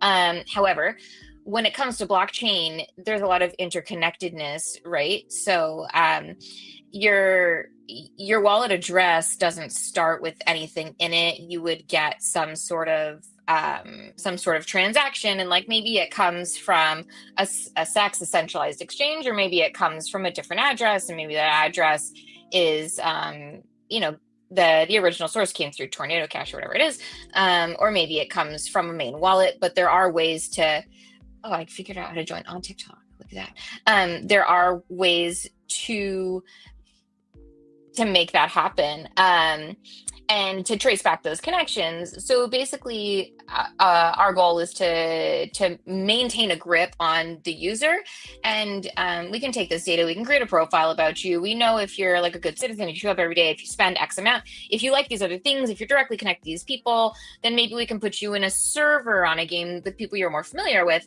But also, if you take some sort of an action that you're moderated against, we can use that as a strike to revoke your access, and we can trace those strikes. And if you're connected to a wallet that has these strikes traced on them, it's not so easy to get back in. And not only that, when it comes to cost of user acquisitions, you wouldn't be valued as highly, because you're not a high quality user by the standards that a company might set out. So they'll probably change, what those standards mean. And we provide that flexibility. So you can say, oh, I want someone who spends this much, who has this much balance in their wallet, who has this much diversity, who's been around this long. Because the longer you've been around, the more reliable your score is. But if you're a new wallet, then you're less reliable, because you could have just transferred in, you could be evading something, whatever it is, or you have no history behind you. You don't know how often you show up. You can't tell if you dump airdrop straight out the gate, all of these things that happen. So we can combine the social graph data with the Foolproof token, and we can make these automated triggers to withdraw your access. And even if it's not withdraw your access entirely, we can kind of knock you down a peg, so you're not rated as highly anymore. You're not as eligible for the best things. So it really rewards the people who show up every day and are like contributing to the community, instead of like a Twitch streamer who might say something that like is super alienating to the users who are actually coming every day and putting a couple of bucks in. I love a lot of this, a lot about this, because so this was one of the reasons that we were interested in this whole show 'em concept, was kind of exactly as you're talking about, putting a relationship between things on chain without necessarily having to sacrifice someone's identity if they didn't want that piece of them known, like as a way that you can basically, one, my working thesis was that you could drastically lower customer acquisition costs by doing way more hyper targeted marketing to people who kind of opted into the service without jeopardizing their anonymity if they wanted to stay that way, based on the ability to hold specific tokens that would mark their wallet as willing to receive some sort of other token or advertisements about X, Y, and Z because they sort of opted into the program. And if they want it to be done, send the tokens away. Your wallet's no longer going to come up on airdrop lists and stuff like that, right? And so that was awesome. I was obsessed with that. I thought it was a great pitch. And then moving into the moderation thing, this has come up a lot. I talk about this. I love this topic because when we saw the first shutdown of Pump.Fund's live stream feature, there was, renewed cries from the decentralization maxis who said, okay, well, this is moderation. We opted for no censorship. And my whole counterpoint was like, this was a community demanded move, right? And I think that if you have, I think there's a middle ground between like the ability to shut down something that is malicious or doesn't fit with the ethos of the platform or the network or the ecosystem, whatever we're talking about. And it can be marked through token. I mean, the coal idea is another like great way that you can kind of like moderate is not really the right word, but like marking on chain that like something has happened. And then I don't know. So, we call it a user quality score or user quality index. We don't want to call it a social credit score. Sure. But it's kind of like a social credit score. Like it feels really icky, but at the same time, it's like, it's not Minority Report. We're not predicting it. And also like, if you were poorly behaved, like, I don't understand why you should get a free pass or why you should be able to like, drain a new protocol where other people are actually trying to use it. And like, they've put this effort into user acquisition costs. And like, especially the ones where they haven't done like a huge token disbursement to investors or whatever. So, yeah. Right. Okay. Yeah. Good distinction. I have to give one quick shout out if he's still here. You might notice, Evan, a comment from the Twitter side. I sure did notice that, Alex, and I wasn't going to interrupt this discussion because we've already had enough butt humor tonight. I know. It perfectly timed. Perfectly timed, Miles. This is one of the people over at the smoothie place on Tybee. You got a sandy bottom, Alex? That's the name of the smoothie. It's delicious. It sounds like it's full of fiber. It is. Yeah. It's got chia and oats and all kinds of stuff. It's delicious. Wow, great. The smoothies are fantastic there. I will tell you the next time I see you how perfectly timed that particular comment. Ask me about the sandy bottom was, because it was hilarious. Well done. Well timed. Unintentional. We're not talking about SpongeBob. No, we're not talking about SpongeBob. We're talking about smoothies. Although we could talk about SpongeBob. I do love a good sandy cheeks. Okay, so yeah. Is Emily, you seem obviously averted to the idea of the social credit score. Is there a reason for that? Because to me, I think of the Black Mirror episode. But and don't forget Justin Timberlake's sci-fi breakthrough movie. Right. Hey, I like that movie. So I can't lie. I don't know. I mean, you could end up spiraling down a rabbit hole, right? Where it's what it gets you away from that I think is really important is you are no longer equated to the worst thing you've ever done, right? The good things you've done are also balanced with that. And that has a lot to do with like the justice system in general that I think is kind of miscalculated. because like we've all made mistakes, we've all done bad things, but we've probably done a lot more good things, right? And at least neutral things, or else we'd be in prison. So like I think it's really valuable from that perspective. I think it just kind of like the term gives people the ick, and then Edward Snowden was nice enough to write a horror story about it. And so you know how that goes. That's fair. Yeah, but like ultimately I don't think it's that bad of a thing, right? Like if someone can look at your financial record to decide if they're going to rent you a place to live, like why do you get full reign of the internet where you can like collect free valuable things? Like I don't know, it's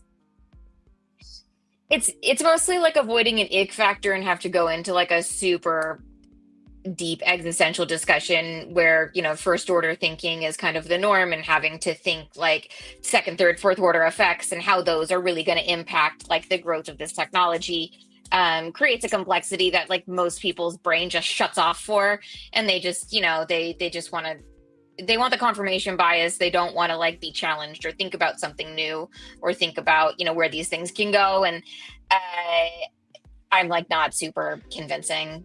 So I just kind of try to like redirect it into something that I can when I think that you'd find though that the palette for that kind of thinking is a little bit different than perhaps just on the Twitter sphere. Because, for example, when we were talking, and I think you and I talked about it a little bit when we lined up before you came on here, the base thing with the coin it movement, right? Like Jesse going down this interesting path that he chose to walk without a I see you shaking your head. You're ready to give Jesse a PR team. But yeah, I mean they did do that. just to your point though, I would say that conversation, even if it is a little bit existential, I think it needs to happen, because the one thing that caught me off guard about that whole thing, because, you know, I could see, okay, we're making a blunder. This is terrible. You're not going to learn. You're a little indignant in the face of this obviously not going well. None of that surprised me. The thing that shocked me was how oblivious he was to the tokenization of that woman, her picture, after the fact, and then immediately following it up with the claim that it's okay, guys, I deleted it, and then 40,000 comments being like, you buffoon, all you do all day is talk about putting things on chain and how it's immutable and whatever. Do you not realize that you can't untokenize her? Can we read people in just a little bit? Please. So for people who may have missed this, there was a real hot moment on crypto Twitter 2 weeks ago when Jesse Pollock, employee number one, Mr. Base himself, was launching these meme tokens on Zora. Like every 20 minutes. As part of a campaign, and he's been doing this for a while, okay? He's trying to normalize this for a while. But it really started to take off after Zora changed their format. You used to be able to tokenize posts as like NFTs, collect them, pay to mint, collect, or mint them for free plus gas. But now they did the pumped up fun thing. They're like, okay, every post has a meme token attached. And he made one called Base is for Everyone. That's the theme, you know? And started this campaign where he just told people, coin it, coin it, coin it. Base is for Everyone went to like $17 million market cap, crashed back down again. He got in some hot water because people are like, Jesse, your words have consequences. If there's a tool for speculation, people are going to speculate, and you have these people who are left holding these bags and nobody to point their finger at but you, and it might be somebody's first time in crypto. Is that really what you want? And then he was like, yeah, bro, that stuff's going to happen. We got to normalize it. And he continued to normalize it by coining all kinds of stuff or endorsing the coining of kind of alienating things, including a post of a woman, presumably taken from like a dating app, a private text message that she had not consented to putting on chain. And I guess it was tokenized by someone, not by Jesse, but by someone else, right? And then he promoted it. But it's not even that he was just like, no, bro, we need to normalize this. It was very like righteous indignance in the face of a lot of valid people criticism, being upset, teaching and him, refusing to listen to anyone's, and many of them were very respectfully delivered to him, I might add, that like, hey, have you considered blah, whatever? And he would just be like, no, don't come after me because I'm the bad boy now and because I'm a maverick. And I'm like, this is one of the most embarrassing character arcs I've ever seen on social media from someone as high profile as yourself, my friend. And I Nothing urge like you to accountability, reconsider. right? Yeah, the accountability. Where is it? None. So, None. Emily, I very You much know? want to hear you talk about this now because I can see it on your face. I'm like it. Every step of that entire arc surprised me very little. And like we see a tremendous amount of faux pas and like the court of crypto Twitter, and like crypto Twitter itself is just so cringe. It's like very insufferable. Every time I go in there, I feel like I've turned into a random portion of Barry Lyndon, and I'm just like watching somebody No. LARP their way to the top, and I'm waiting for their inevitable downfall. Barry Lyndon, Stanley Kubrick's finest work. So, anyways, yeah, zero surprise there, but also like I think you can trace your way back to every main character and their faux pas. Like, you know, we seem to forget that one of those major NFT projects, the original founder started LARPing as a group of women. So he was a women-founded NFT, but it was just him. But he was pretending to be five of them. It's like, Yeah. you know, I don't know. Is there a case of is there a widespread social infection of multiple personality disorder? People really seem to have a lot of, I don't know, it's just like bag bias, and the I think what's really true as one of the microcosms of crypto Twitter, above all else, is that if you have enough money, nobody cares. And that has never been more true. And I think that's like a hyper concentrated effect that we see there. And it's definitely something that we see today. You know, like I'm born and raised in Silicon Valley. Like I've witnessed this my entire life. But you know, and I worked in startups before I like brought my entire career into crypto, and like forgiveness and grace are awarded more generously when you have very deep pockets. And I don't know why that is, and it seems deeply unfair, and hey, maybe a social credit score fix that, I don't know. But it is a reality, and I'm not surprised of anything that took place there. And also I think that there's a lot of other people that would take a lot more flack, and it would be a lot more damning for the multi-billion-dollar companies that they represent. And in this case, it was not. And I think that's something about privilege that it's important to acknowledge. But a lot of us don't have that level of self-awareness to have that discussion. So I don't want to argue with you, but I would like to try and have that discussion if it's not exhausting to you, because I think it's important for people to hear from, yeah, why not? Especially from a place like this, where frankly we have three white guys who host a radio show. You know what I mean? I think it's important for us to be able to speak with learners at all levels of experience about the problems culturally in our industry. And honestly, I can't speak from an expertise of lived experience except that I have observed it. And I have more often than not been that guy who's trying to be a main character, who needs to take several seats and hear what's really happening, take some accountability. So what do you think the antidote to this is? Is it accountability? Or is there a way that we can sort of bypass this this internalized kind of misogyny accountability problem that we keep forgiving people who have a lot of money or, you know, could fund our project? I think that's a part of it too. You know, Jesse could probably sign a lot of checks to a lot of people, and a lot of them in his comments just want him to say, yeah, I'll give you a check, bro. You know? So like as a founder, and like I was trying to raise for the first 18 months that I was like out there, and I was not successful, right? I have like 2 angel investors, and I like literally leveraged my nest egg to make my company what it is. And it's not like an enormous company, but like we do have serious respected intellectual property that is being used in this like in this like sector of technology. So there is inherent value to it. But like I was constantly reminded, not to poison the well, right? Like, don't mouth off on this thing. Like, people don't need to hear your take on this. Oh, can you guys hear me? Sorry. You're I don't good. know. You're Okay, good. cool. Yeah, so it's like, just like keep it to yourself, sit on your hands, 2 ears, 1 mouth, watch your facial expressions, like basically, running back every single thing that every, speech coach, mind your manners, be demure, not loud, right? Like all of these things that like you've been taught your whole life, but like I found a lot of it kind of triggering, especially as like, a woman in tech and like my experience with that, because like the type of bullshit that I've been like given in tech is wild. Like I've had people that literally work for me tell me that they don't want to do what I say because like I'm not nice enough, or like I don't smile enough. And I'm like, I pay you. Like, what do you mean? What are you talking about? And it's like, in some places it's culturally acceptable.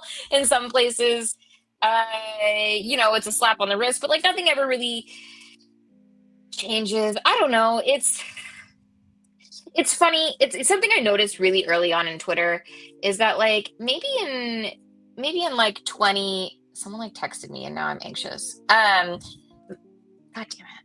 It's my partner. Do you want to take a second and answer it? Alex and I can do a stall.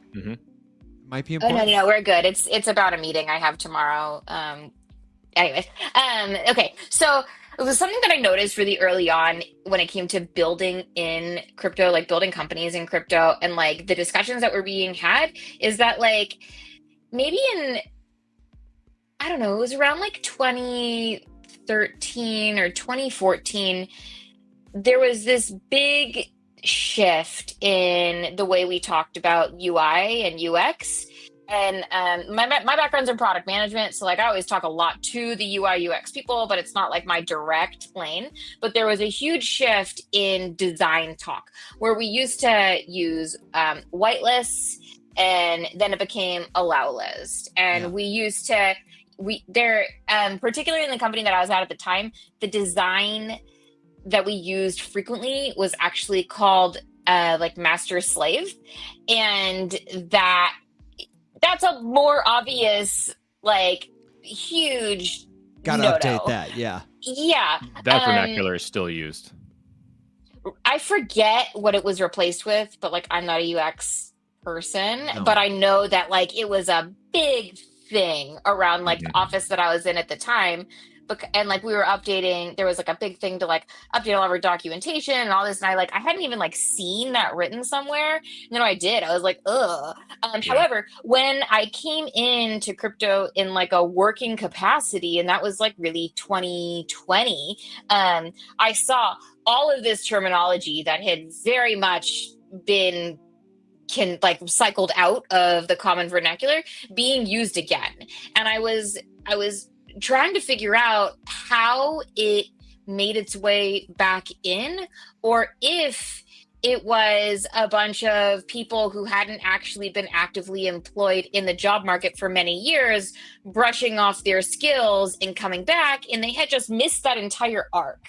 And I'm still not entirely sure how that social evolution took place, but it is something that I noticed super early on where people were saying this stuff. And I was like, oh, I think there was like a couple of big conferences and decisions about like why we are as an industry not going to say those things. And like, here they are resurfacing. And I bring that up because I don't think it's that far away from a lot of the culture that causes this kind of like, forgive the rich guy that might, grant me a boon. He is kingmaker, and I am, just a feudal lord. Like, right. Maybe they will let me serve at his will.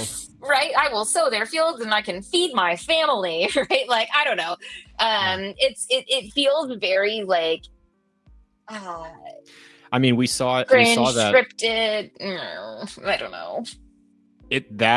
That ideology, for lack of a better word, has manifested in a lot of different places, and it really, really, really, really came out very aggressively during the last political cycle, because we completely stopped caring about what somebody was claiming their plan was, or how they looked at something, or what they thought should be done, or what support meant, or what fostering innovation meant, or any of these kinds of things meant. And I mean, everyone was just thinking exactly along those lines. I'm sure with just, I want whatever is going to make number go up as aggressively as possible, and I don't give a shit about anything else. And now in hindsight, the timeline is full of regret, which is laughable, So but...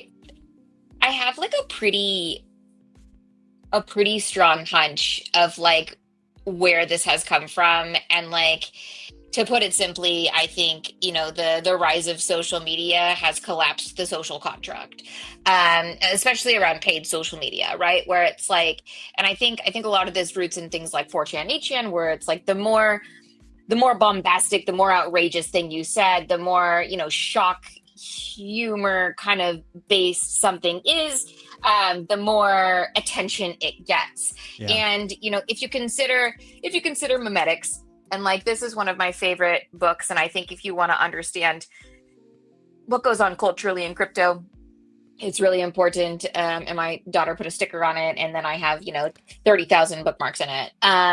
But like, it's this book called The Meme Machine by someone named Susan Blackmore. And she's even an expert in the movie Feels Good Man about Matt Fury and Pepe the Frog, the documentary. And I think it's like a really, really important book to read. And I'm bringing this up specifically in regards to the concept of memetics. And okay, so we have this concept now where, the gig economy has kind of taken over, and people can, supplement their income by becoming an influencer of some kind. And, what gets attention on social media, and that's controversy, right? Where, you do something so shocking or so outlandish, people have to watch it. And, because it is being consumed, that tells the algorithms of all of these products to push it, because that gives them more opportunities to show their ads. And those ads are what lines the pockets of the creators. So they think the wilder they become, the crazier thing they say, the better off they are. And a lot of people don't have the time, the energy, the skills to check these things people are saying, or to even, question it. I think there's a lot of confirmation bias that goes on. This person looks like me, talks like me, thinks like me, has been harmed by lawmakers the same way I have. I'm gonna go with whatever they say, right? Like, I think there's a lot of like kind of like table banging, chanting that like goes into it. And the monetization has a huge amount to do with it, because you're not encouraged, you're not rewarded for presenting a well thought out argument. You're rewarded for what's traditionally used as a cult growth tactic, where you just create these one-line shutdowns of somebody's argument, and that works in the short form content environment, and it's easy to repeat a sound bite that's 10 words or less, and that's what people are capable of remembering, and that's easier for them, and it's not a burden for them to take on.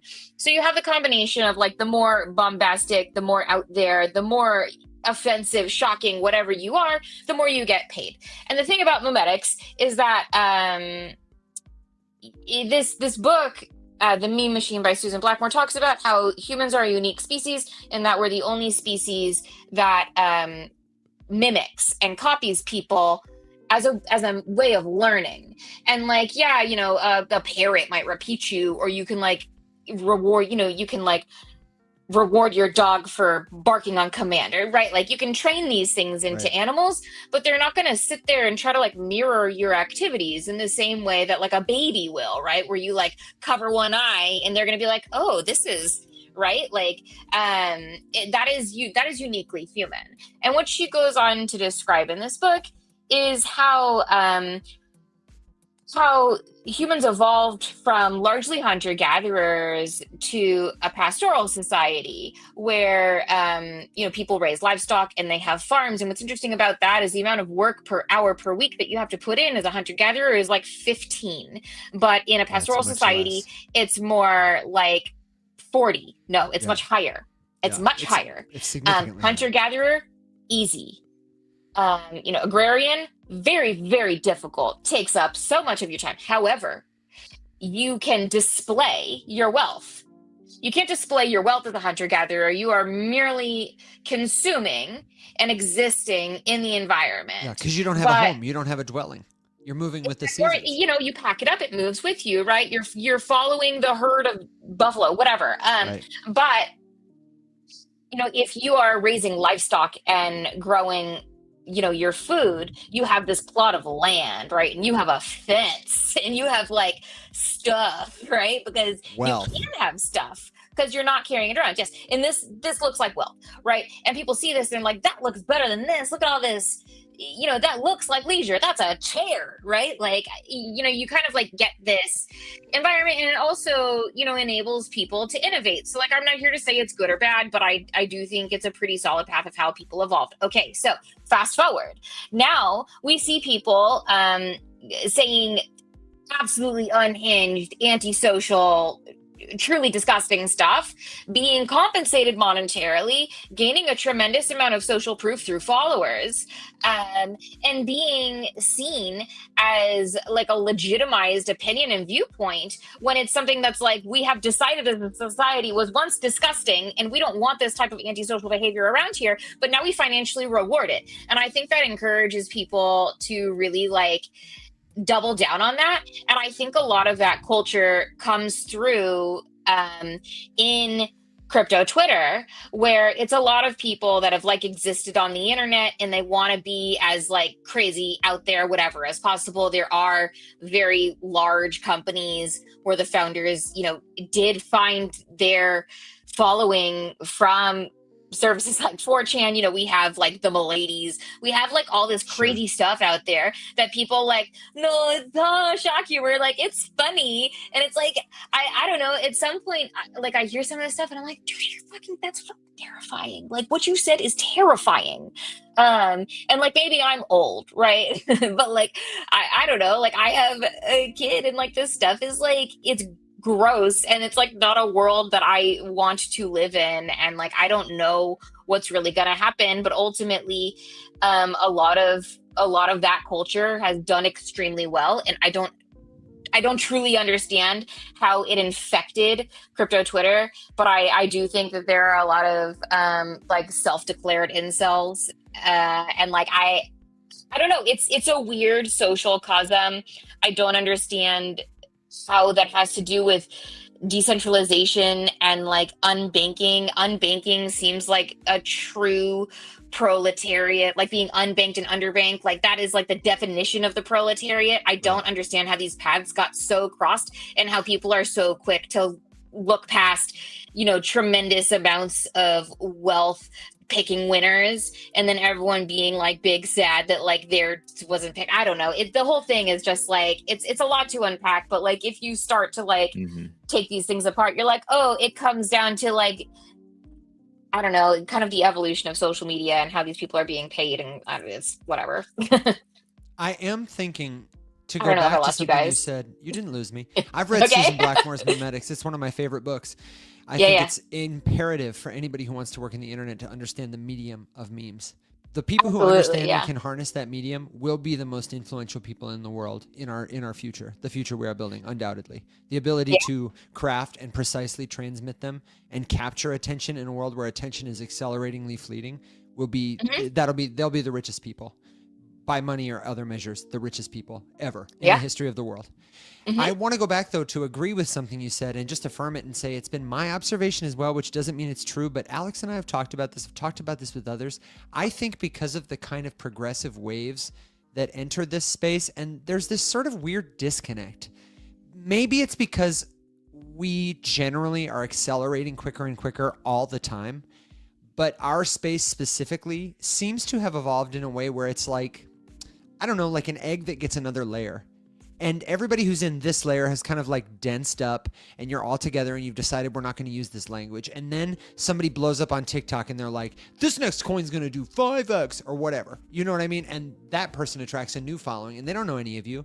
They're just trying to break in. They didn't have access to that meeting where this nucleus formed, but they are attracting other people like them, and they decide their own sort of subcultural norms and values, and then they ossify into a later. And like all the people who came when the Bitcoin white paper was launched, and like when they were building that in online forums, they don't talk to those people.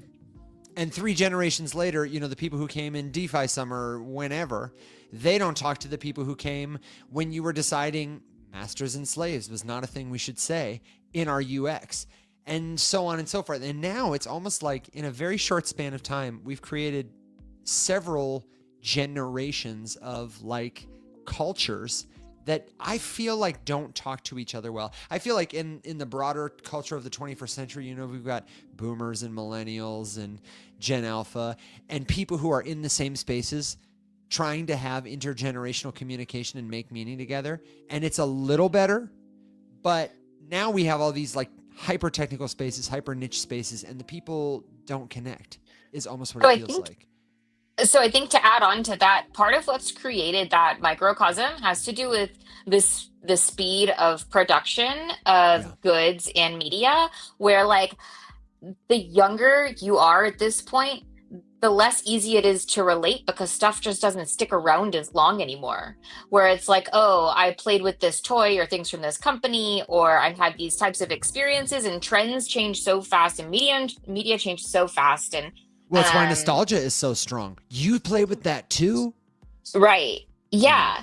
But I think those gaps where you can relate to somebody because of nostalgia have gotten extremely narrow. And I think that is part of why it's hard to like connect, especially because like, I hope no one takes offense to this, but like the more current generations are largely defined by like what they possess and what they consume. Like it's very bizarre to me, but like it's never about like their belief system, right? Or like how they, what they like to learn or what they like to do in their, free time. It's about like, oh, I'm a skincare girly, or like you have to distill down the entirety of your personality into something that's consumable in, a 3-second clip. And like, it erases the complexity of culture. And I think that's,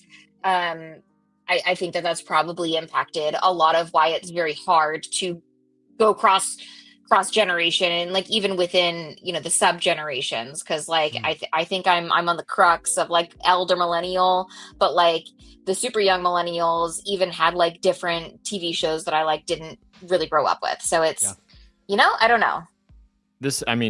There are so many things though inside of all of these different topics that run into each other, like as you're trying to parse this stuff together, right? Because every single one of these. This is like such a fascinating topic to me. I could spend the next 6 hours talking about it, and we wouldn't get anywhere.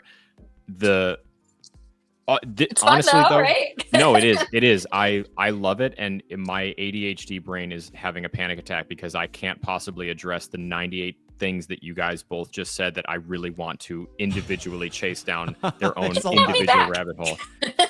No, 100%. Like, unfortunately, you might not have a choice, because this is so freaking important, because there are so many ramifications as this spirals.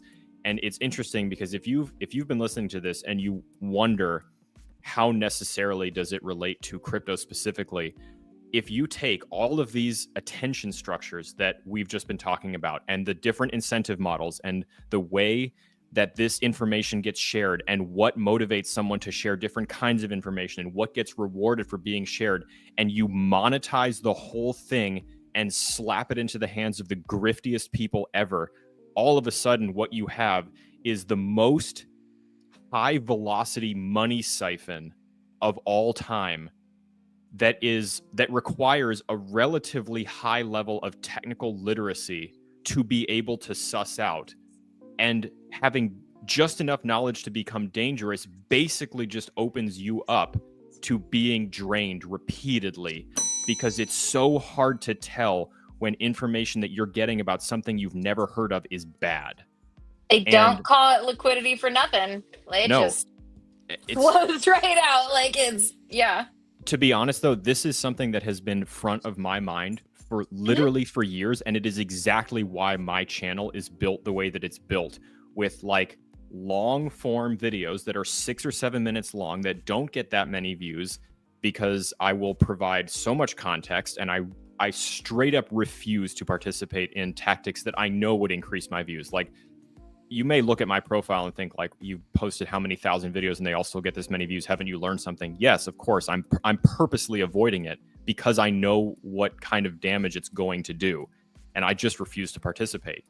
And the side effect has been watching people who started TikTok after me lap the shit out of me in all kinds of metrics, just because you chase that incentive structure that is very tantalizing, because the monetization is ridiculous because of the attention economy. Yeah, so there's two sides to this, and it's something that like absolutely befuddles me when I try to break it down. So there's one side, right, which is like, do you truly understand your topic if you cannot distill it into a soundbite? And then there's the other side where it's like, are you actually doing justice to the learners or the people that have like come to you for attention by not exposing them to the rest of what's out there? Depth. And yeah, and it's like okay, and like if I expose them to this soundbite, are they going to keep watching? And like I've definitely found myself on TikTok like watching that woman clean her like husband hoarder grandma's house and like scanned through every single one of her videos. Yeah. Right, like you can fall down the rabbit hole, but it's like, what is going on in that video that makes it like captivating enough for you to stick around and learn? And like the distillation of these sound bites and then like composing them into something longer, right? Like musicians talk about like the collapse of, or like the death of the album, where people only want a hit, they don't want to listen to the whole thing end to end. And it's like, is that just a marker of attention span? Have we become so so unable to focus on things and like instant gratification? I don't know, it's one of those things that, yeah, like I don't think it's something I can win. I think the way to win is truly with that cult like language and those cult tactics that we discussed earlier, but using them for good. So totally. It's like, can you convert it into a soundbite, and that soundbite is actually powerful? I don't know, like that's not a talent of mine, but there are people who are really talented at that. However, you did mention kind of this like super speed liquidity where just enough to be dangerous. And I think something that does need to be pointed out that people don't really understand about what happens in like DeFi and crypto and trading and meme coins and all of this is that like people want to believe that it's a meme that pushes something, and it's not a meme. I cannot express this enough. It is deterministic. It is programmed. You can prescribe winners, and it does not cost very much money. It takes tremendous technical skill. Can you simply break it down for us, like one example of what that might look like? Okay, so if we wanna unravel this, Trump coin. Trump coin is the single best example. Trump coin was launched on Solana. Solana is a very special chain. The reason that Solana is a special chain is like, yes, it is built using Rust, which is the language that Mozilla Firefox rejected for their browser. But it's special because you can interact with Solana mostly with JavaScript.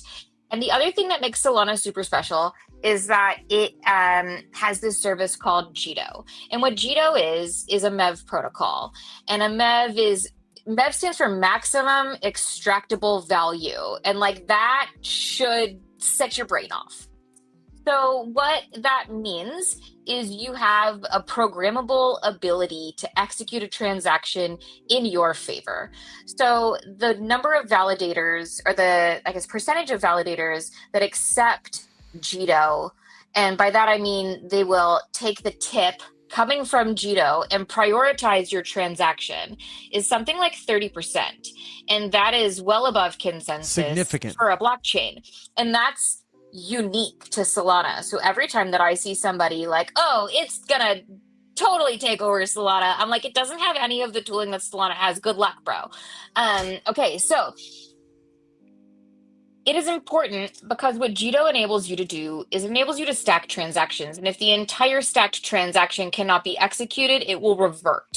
And that means you can execute like 10 separate steps, however separate steps that you want. And if they won't all revert, or if they all won't execute successfully, your transaction doesn't go through at all. So it optimizes your goal and it saves you money. And the types of things that are going on in Jito specifically are things like flash loans. And I don't know if the audience is familiar with a flash loan, but what happens in a flash loan is you are borrowing a transaction, you're borrowing money and you are paying it back in the exact same transaction. So the target wallet doesn't feel the pain, but you may extract. Katie Bettner is here. Do you guys know what Katie Bettner is? We know Katie, and for the podcast listeners, she just commented, Katie. "Oh, there's my girl." Yeah, what's up? Yeah. Co-founder of Words with Friends, doing incredible things on blockchain now with like Wildcard and thousands, like all of this stuff. We love Katie. She's amazing. Yeah, one of the most interesting people I know.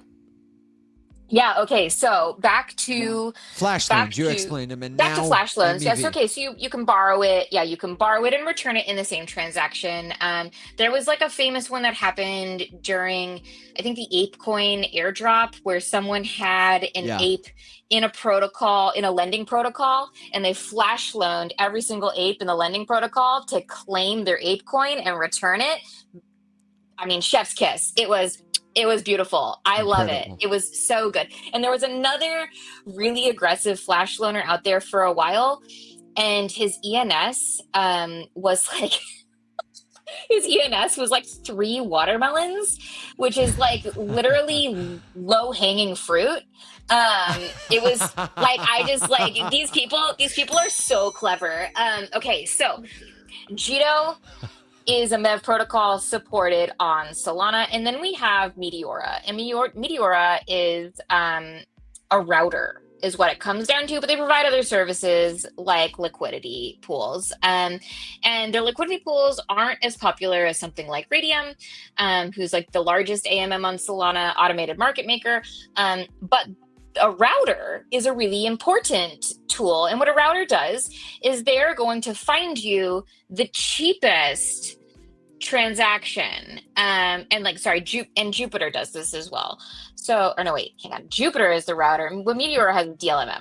Okay, so hang on. There's a lot of things going on here. So Jupiter acts as the router. So Jupiter, what it allows you to do is say like, we're talking about Trump coin, right? I want to buy Trump coin with my Solana. And it's going to go say, oh, so you gave me Solana, but there's Trump coin over here for cheaper for USDC. So I'm going to take your Solana and I'm going to swap it to USDC. And then I'm going to go buy my Trump coin. And then I'm going to give you back the Trump coin. And you're going to get a cheaper price, but I'm going to keep the difference.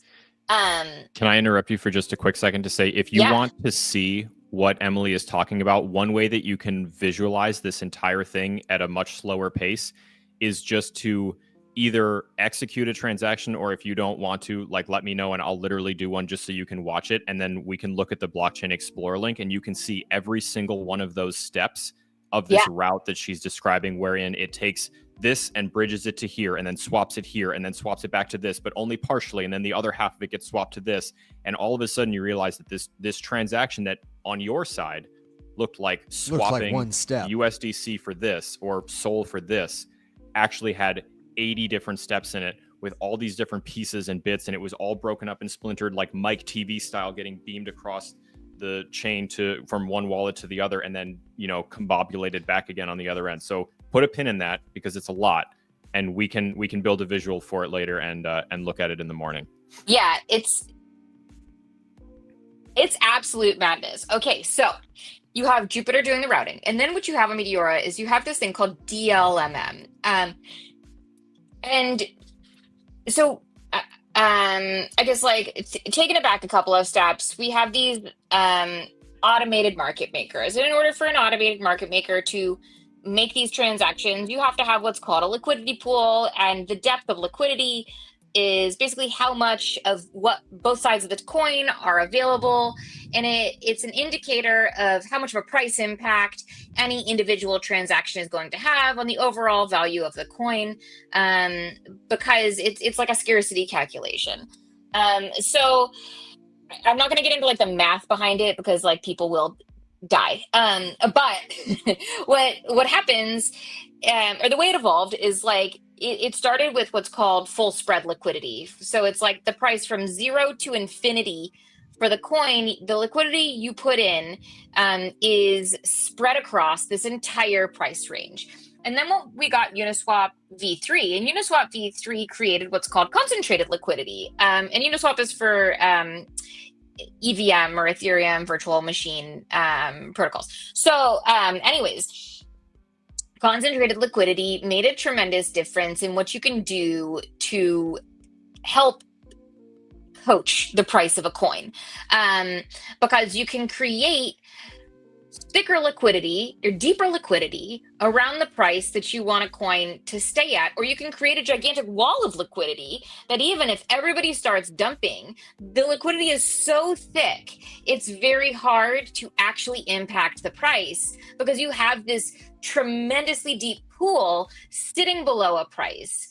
And you can kind of coax a coin by migrating this liquidity. Okay, so the equivalent of Uniswap v3 on Solana is called CLMM, and it's basically concentrated liquidity. And the thing that's important about concentrated liquidity is what's called a tick spacing. And a tick spacing is the incremental price that a coin is allowed to move at. So like it's the smallest amount of a coin that you're allowed to buy. And this is something that you define when you create the initial liquidity pool for a token. Sure. And this is important because there's techniques that you can literally like drain bots that are trying to collect all of the tokens and like drain a liquidity pool. You can kind of like reverse drain them if you do the math right. And it's basically like a lowest common denominator. Okay, so Meteor is interesting because Meteor has what's called DLMM, and DLMM is different than CLMM because what it deals with is these things called buckets, and you can basically like manually set up a bonding curve where like this bucket is only allowed to be filled this much before the price moves. And this is different than concentrated liquidity because the depth of the bucket doesn't really change. It's like I said, programmatic. So you can make these buckets very, very, very small initially, where you can let a tiny transaction increase the price of a token.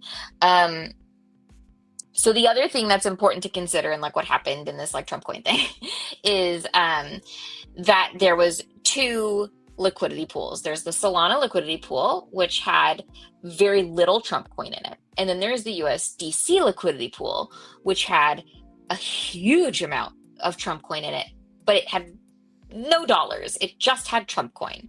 Okay. So what happened was nobody has USDC on Solana.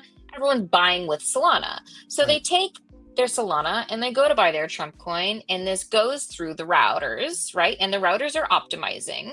And the routers are going to optimize for the pool that has all of the tokens in it. So they're going to go and they're going to dump the USDC that was swapped in there into that wallet, and they're going to take the Trump coin. And if you have bots working on this, the bots are going to go and they're going to go flash loan the USDC from the USDC Trump pool, and they're going to swap it into Sol, and they're going to make a large purchase of the Trump coin, and then they're going to return it back to the pool.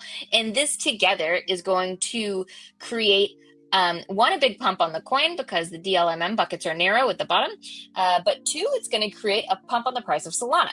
And the pump on the price of Solana is significant because this creates an arbitrage opportunity back between USDC and Solana. So it creates even more money that you can cycle into a coin to send it to the top. And this is what I mean when I say these coins are deterministic. All you have to do is be a absolutely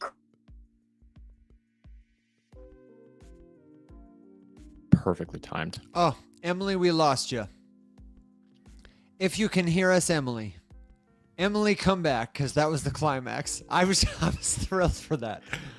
Oh, ladies and gentlemen, while we wait for Emily to rejoin us, let me tell you. Oh, there she is. There she is. Maybe she's just frozen on StreamYard. Let me get her here. Hang on, Yep. Emily. I got you. Test check 1 2 for me. Can you hear us? She's still let her mute off on TikTok. I did. Emily, you might have to tap it yourself. Say something. Say something. Got it. Ah, There it is. We're All right, with nailed you. it. We're with you now. Okay. So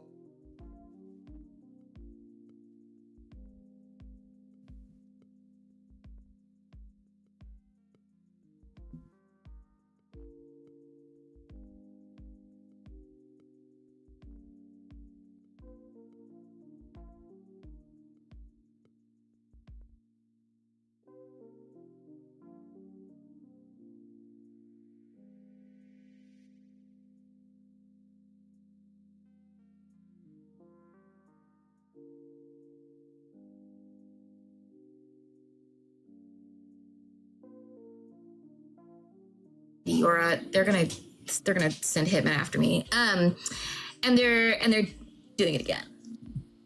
But yeah, like that's that's the crux of it. It's crazy. So for people who just need to go back and listen to it again, as you listen to this explanation from Emily, I want you to really follow the visuals of the language. Imagine those pools of water exactly as she described them, where one is very deep at a particular spot and another is very shallow but very wide, and there is a tremendous amount of velocity that is moving from one pool to another in such a way that it is affecting the dirt in the pool. It is making it deeper. It is making the water stronger. And it is like a weird accelerating loop of nature.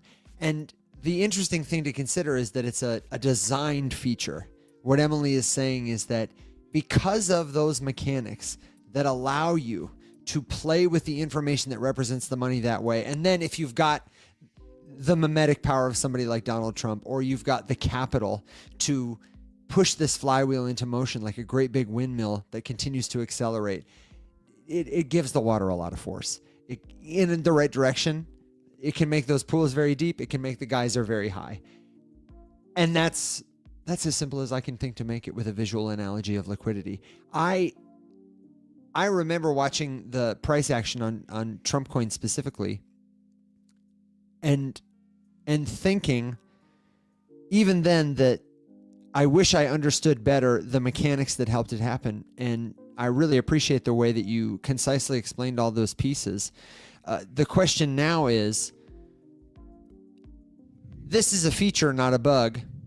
So what are we supposed to do with information like this in a world where people have so much mimetic power and they have the knowledge to do this kind of thing? That's enough to scare somebody into not participating. So like when this happens, can you guys hear me now? We had my internet. I live in the woods. Okay, so when this is happening, you're excluded until it hits their target price and they've made enough money and extracted it. You're not able to get in a way that would really Benefit you. Or that would victimize you, I guess. It does, once you gain access, every other retail person also gains access. So it's not exclusive in that way, but it's God, my dog is losing his mind. It's You're okay. very distracting. That's a struggle I'm very familiar with. No worries. Oh my God. We're all used to it. Everyone who's ever No watched one me is- before. It's is after used dark, to it. Emily. Yeah. It's after dark. Right? The dogs are barking. It's all You good. can see my dogs being jerks on my page. Okay, so yeah, it's not something that you would actually be victim to necessarily, but it is a feature, and it is just there. I I don't know, like everyone else is doing this. You're just taking advantage of the tool set that's there. And like that's one of the reasons that when someone's like Ethereum is too decentralized for this to happen. There are equivalent tools like it, but you would have to launch a fresh chain with all of this knowledge to be able to take advantage of this. And frankly, like a lot of people just don't truly understand what's going on. And it's funny because it's like when I present a tokenomics model, which is something that I'm like occasionally paid to do, people look at me like I don't know, like uncoded some crazy thing they've never heard of before, and I'm like, don't you know what like happens here? Don't you understand how this works? Like you can create reciprocal incentive models. Like that's exactly what this is designed for. Like you just kind of got to turn the levers a little more or like push it, and it's not necessarily extractive. Like it's exactly what happens in the regular financial market. It's just something that like we have access to, which is a lot more interesting. So yeah, I don't know. What's funny is that every time, and I would never sit here and pontificate to say that like I'm on an equal playing field as it comes to displaying a tokenized model or a tokenomics model or anything like that. But I've had similar moments even on my level with people where like I was pitching, I've told this story before, I was pitching a model for a game that I was trying to get funded. And the question came up like, okay, well, what's your plan for a token? And I said, I don't have one. And they're like, you haven't thought about it? And I'm like, no, I'm aggressively opposed. And I would rather just use, it was for a company that was looking for games. They were on Avalanche. And I was like, I just want to use either AVAX or USDC. And they're like, why? And I was like, well, because it's better for everybody. And, blah, blah, blah. I had reasons. And it was just like, well, that's not how this works. And why would you do it that way? And no one has ever suggested doing it that way before. And I'm like, well, I don't know. That sounds like a problem to me. Wouldn't you like to do something different? This doesn't make any sense. It is a problem with investors. It's absolutely a problem to them because that's why I lost all my investors.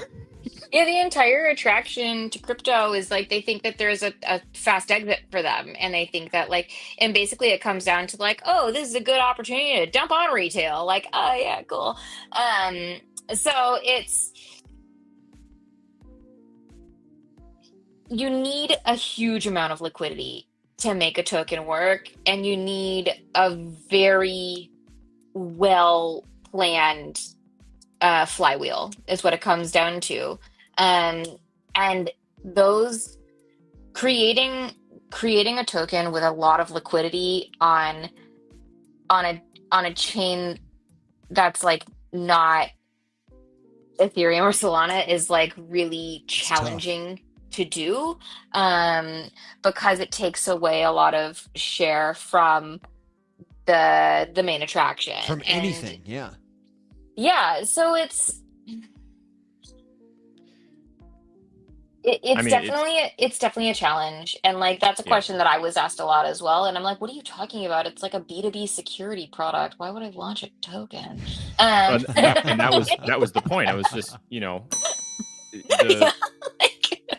it's the surest way to kill something that you're working on, because we all know, even if we're not, we don't even have to get into the realm of the conversation when we're talking about the intricacies of liquidity providing and the depth required and this versus that or whatever. It's just quite simply like a relationship that you really don't want to establish, and we've seen fail over and over and over and over and over again. And the fact that it's not like a more demanded thing from ecosystems, wherein like the projects that they are funding theoretically through their grant programs are required to use the native token to do something, is insane to me. I've never come across that as a requirement on any grant application I've filled out.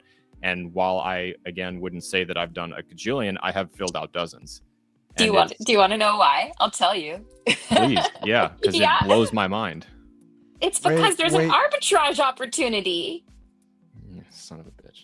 I missed my chance to say. They know they can make money on arbitrage. Of course they can. On money in, on money out. It's all money all the time. Tell me why. It's just doubling up like the ultimate transactions. Like they're not going to tell you no. Emily, I hate it so much. Someone's Hate it. asking if I'm a programmer. No, I'm not a programmer. I fail every time I try, but don't tell one of my technical co-founders that, because he spends many hours coaching me at night of like how to use stuff, and he's like, let's try cursor. Okay, so somebody in the comments had said something interesting about like, oh, what you need for a token, you need like a big marketing plan and to get onto a sex. I just want to like address what it means to get on to a sex, and ultimately the requirement for that is that you need what's called a tier 1 market maker. So it's important to understand that a market maker can really only make up 10% of the natural volume of a token, and a tier 1 market maker is one that's like very vetted and has an entire like loan program, because they need liquidity loaned to them in order to like create this service, right? They need like, and they have like a requirement to return like a good amount of money back on it. So like they're working with arbitrage. They're basically just like running bots constantly to like follow up on trades, and like, you know, frequently using like MEV protocols in order to like make a few pennies on these trades that they're doing, and they compound that at the end of the month, and they can return something like 20% to the person who loaned them $2 million, right? But like that's a lot of money to loan, and like if you're going to conscript those services, you need like a large amount of your token itself, and then you need to pay them something like $10,000 to $15,000 a month. And then there's like what's called a tier 2 market maker, and a tier 2 market maker sits between, I know this is going to sound really fucking dumb, but it sits between a tier 1 and a tier 3 market maker. But what I mean by that is more about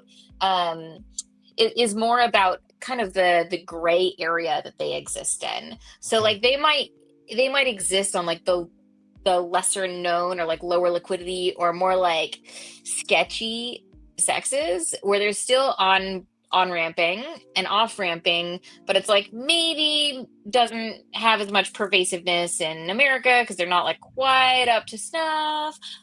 Sure. And so Well, and guess who offered me the most money to launch a token with them? Right. Okay. So a tier 2 market maker will also work on dexes and sexes. And then you have a tier 3 market maker, and they only work on dexes, and they're literally going to charge you something like $4,500 to $5,000 to run a 12-hour script. And like, but they're also way shittier, and they're willing to like pump a coin for you because they can overpower the natural movement of a token, and they're just like sitting there literally turning dials, and they're like, how high can we go? And then they can like extract money for themselves, and they'll extract money and they'll give it back to you, and then you can like use it to run this in a cycle. And if you look at a lot of these coins that are like natural meme coins, like again, no, they're not, they're deterministic. Somebody made enormous liquidity pools, and they set bots into the routers to run circles around this, and then they're arbitraging and they're flashlighting from themselves to re-inject that money back into the tokens. Like it's understanding that is very useful when you go to build in crypto. And like I'm a bad trader, so like I don't Me too. do that. I like have things in like Beefy and Meteora vaults, and like I just kind of like, cool, I'll go whatever. Like I'm here for like the, you know, programmable blockchains with like decentralized immutable technology and like the neat things you can do in that regard. And like, sorry, it's boring. But, Lame. like, I know, but like You so are a many. loser. Yeah. And like every time I talk to people, they're like, oh, what do you mean you suck at trading? It's so easy. And I'm like, bro, I don't know. You just like told me walking on my hands is easy. I can't do that either. Sorry. Yeah. Like, But you know, like when you think about how much brain power and time and effort and energy and passion you've dedicated to other things, like if you cared about it, because I'll say that confidently, like I'm a terrible trader, but I also have zero desire to do it. I aggressively don't give a shit. And I have no interest in like making that my whole personality. I don't know. I know several successful traders, and you know, if you told me you were into frat boy tarot, I would believe you. I don't know how to take that. Frat by Tarot. That sounds like my rap name. Yeah, I'm gonna On write tour that. now with Do Fat it. Boy Slim. It's Frat Boy Tarot. Do it. I like it. Go for it. I was gonna say just two things kind of as we start to wind down here. Well, three things. First of all, Emily, thank you so much for giving us so much of your time. This is wonderful, and we have a lot to unpack, and I cannot wait to get you back and go into more of this stuff, especially as we like look back at some of the incentives and incentive structures that you were talking about, because that's something that Evan particularly talks about a ton. Is just, you know, the bad incentive model that crypto has like fostered and allowed to come up to the top. And, you know, I complain constantly about the fact that every other post on Twitter that I see is whining about how there's no good coverage on real builders and no one supports the real builders. And that tweet is never followed up by support of any real builders. And it really pisses me off. And just on and on and on and on. And this has been a fantastic conversation. And as an effort to wind us down just a tiny bit, I have to ask you about the painting on your wall. And for those of you in podcast land, it's fantastic. It's like a demon smoking a cigarette with yellow skin. Yeah. Yeah. Okay. So I wanna think know it's about called The Smoker, and it's by God. I'm like a bad person. I can't remember his Twitter handle. He has an NFT project on. There you go. Yeah, The Smoker. He has an NFT project on ETH, and it's, oh my God, I haven't seen him in a long time. God, I feel really bad about this. Ugh. And I went to he had like a show at like NFTLA at like an art studio or something, or like some sort of pop-up, I don't know. And like, I didn't have any of his NFTs, but he was like selling his canvases, and I was like, I will pay you ETH for this. And he actually like lives near me, and I was like, and also, can you bring it home and we'll meet up later? I'll get it Like hang it up for me, dude. Yeah. Because he didn't have to hang it up because he like drove. But yeah, it's, oh God, I wish I could plug him. I feel like such a bad person. Do this for us. This is going to live forever in podcast land and as a recording. You look it up, send it to us. We'll put it in the show notes in the description so people can support him. And for now, it'll just be like a fun mystery and a reason to come back. Right? Yeah. I'm going to I could like take it off the wall. I forget where he signed it. I think hang on. I could take it off the wall. You're going to see like my while Emily is butt print from like sitting on my chair. Hang on. Okay, while Emily is doing that, let me remind you that this recording will be available on YouTube at the Rise Up Morning Show and your favorite podcasting platforms, Apple, Spotify. Just search the Rise Up Morning Show. And if you want to find Emily, we'll give you her socials in a minute, but that's the easiest way to get in touch with us is just remember the riseupmorningshow.com. It's got the links to all our official socials. It's got all the other resources. The Rise Up Discord server is there. You could get the Rise Up Morning Show mug there, and you will look better drinking your coffee every day and find this. And that is so financial advice. That is financial advice. The only thing missing is you. So do we have a name? Oh my God, no, because I got it framed and like they like seal the back. So fuck, don't get into it. The suspense grows. Suspense is killing. Sorry. Okay, Emily, let me ask you this. We always like to do a round of final thoughts, questions, suggestions, good jokes, words of wisdom before we ride our dogs and ponies into the sunset. So I'm going to ask our audience to start reporting those now. And while you think about yours, before I share the point totals to the game, can you just tell us more about how can people get in touch with where do you catalog your thought work? Where do you record your experience? I know you tweet, but is there anywhere where you have talked about your thoughts on how to build tokenomics models or other advanced knowledge that you have gained from your experience? Which void do you scream into, Emily? Yeah, are you just screaming into the void, or do you teach? Because I think this is such great knowledge, and we really have learners at all levels of experience, but honestly, we mostly do a lot of one-on-one content, and I would like to see some of the incentive models you've built, personally, just for me, but I know our audience would love them too.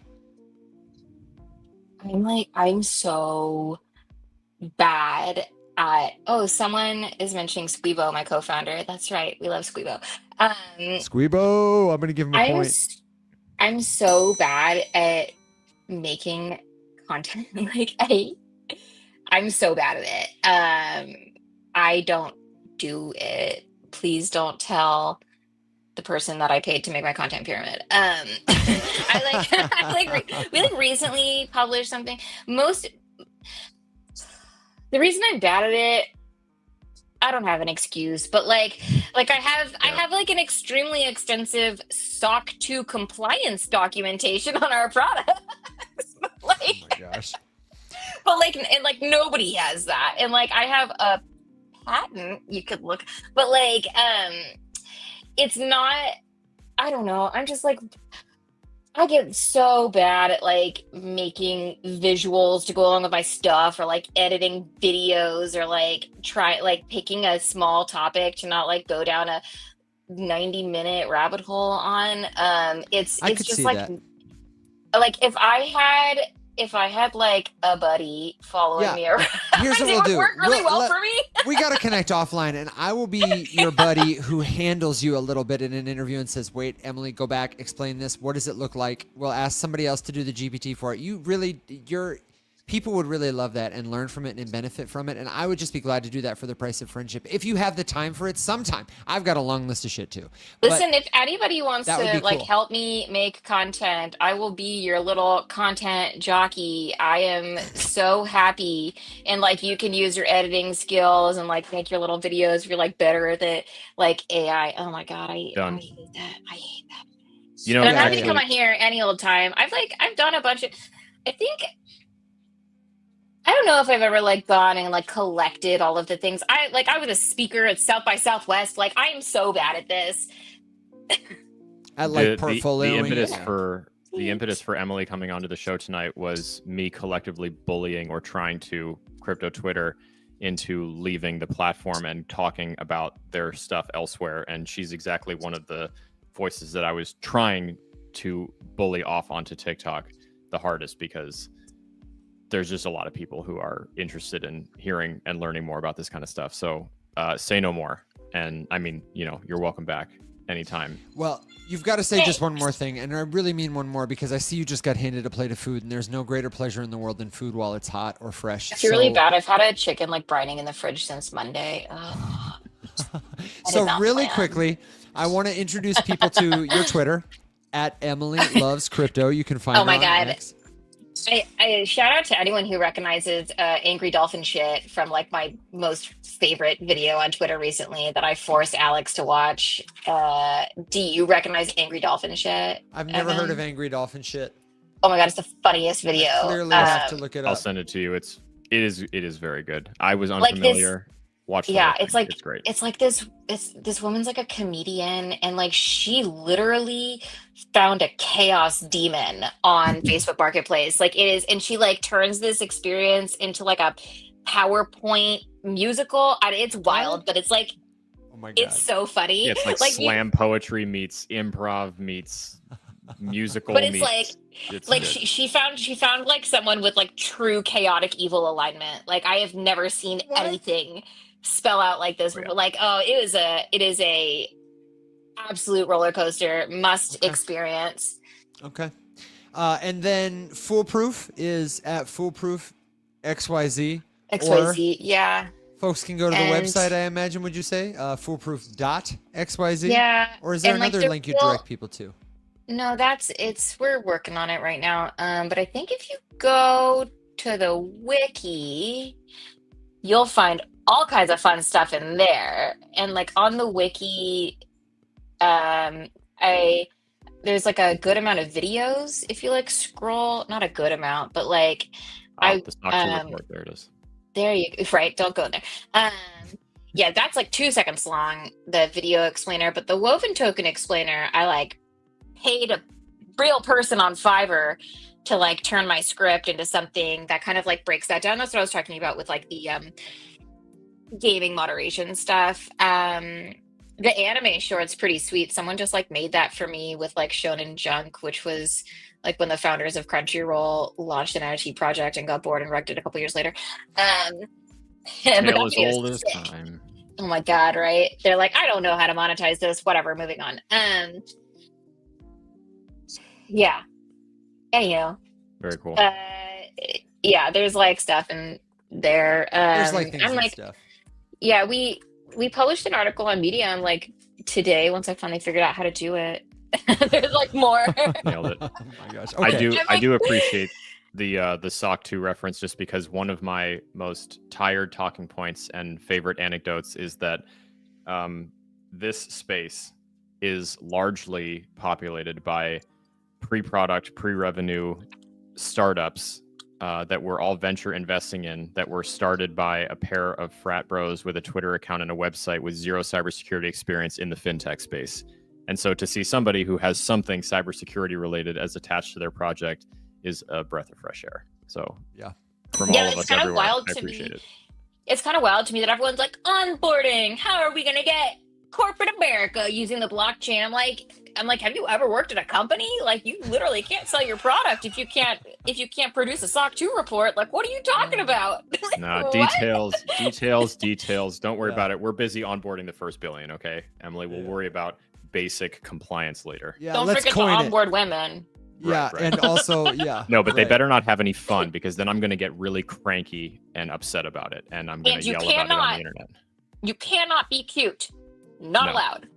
You need to be ugly and not dress well, even though that lowers your social acceptance. And you can't, if you're young, you can't ever have fun. That's no dancing, no jokes. It's not allowed. Just like a fair warning to anyone who actually follows me on Twitter, I do not tweet intelligent things.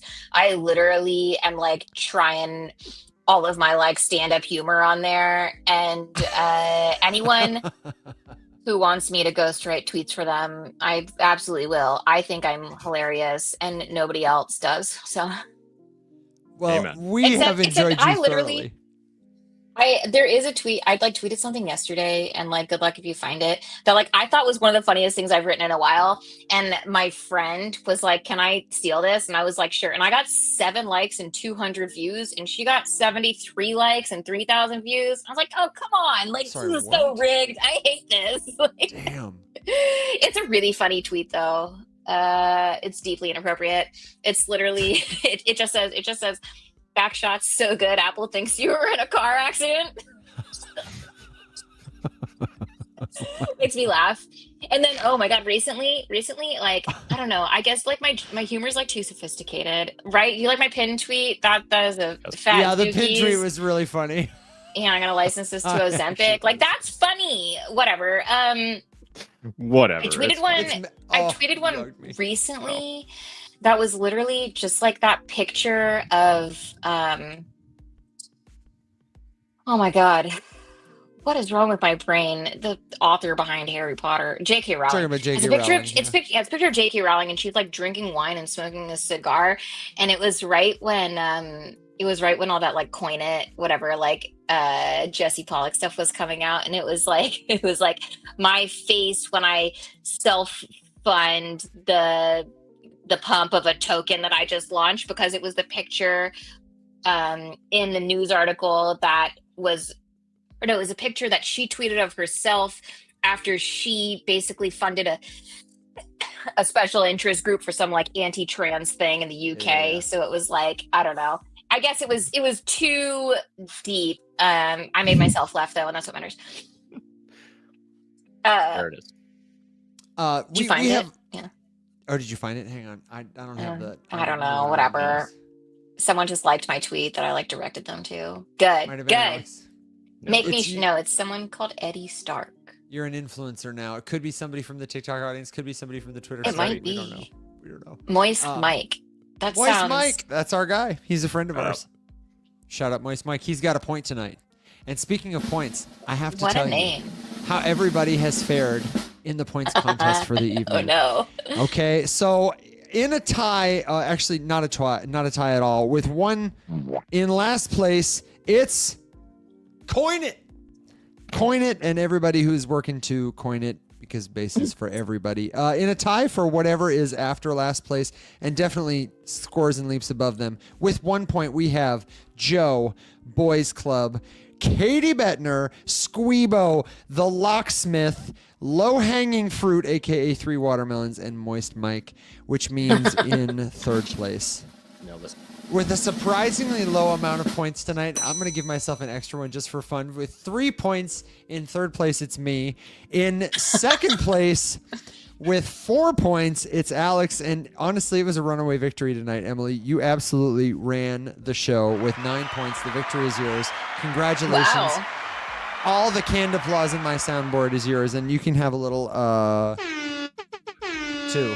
Thank you for playing with us, and congratulations. Thanks. I don't win often, but it's my favorite thing. Well, you won tonight, and I want you to tell everybody about it. I want you to tell Katie Bettner how fun it was to come on the show and get more points than me and Alex, because Alex, I know, has been trying to get Katie to come on for a minute, and I haven't met her. Katie is an elusive person. Do you want to hear a funny story? Always. Yes. She was coming out to San Francisco for like gaming something, and like that's my neighborhood, and I was like trying to catch her to like have lunch, and she like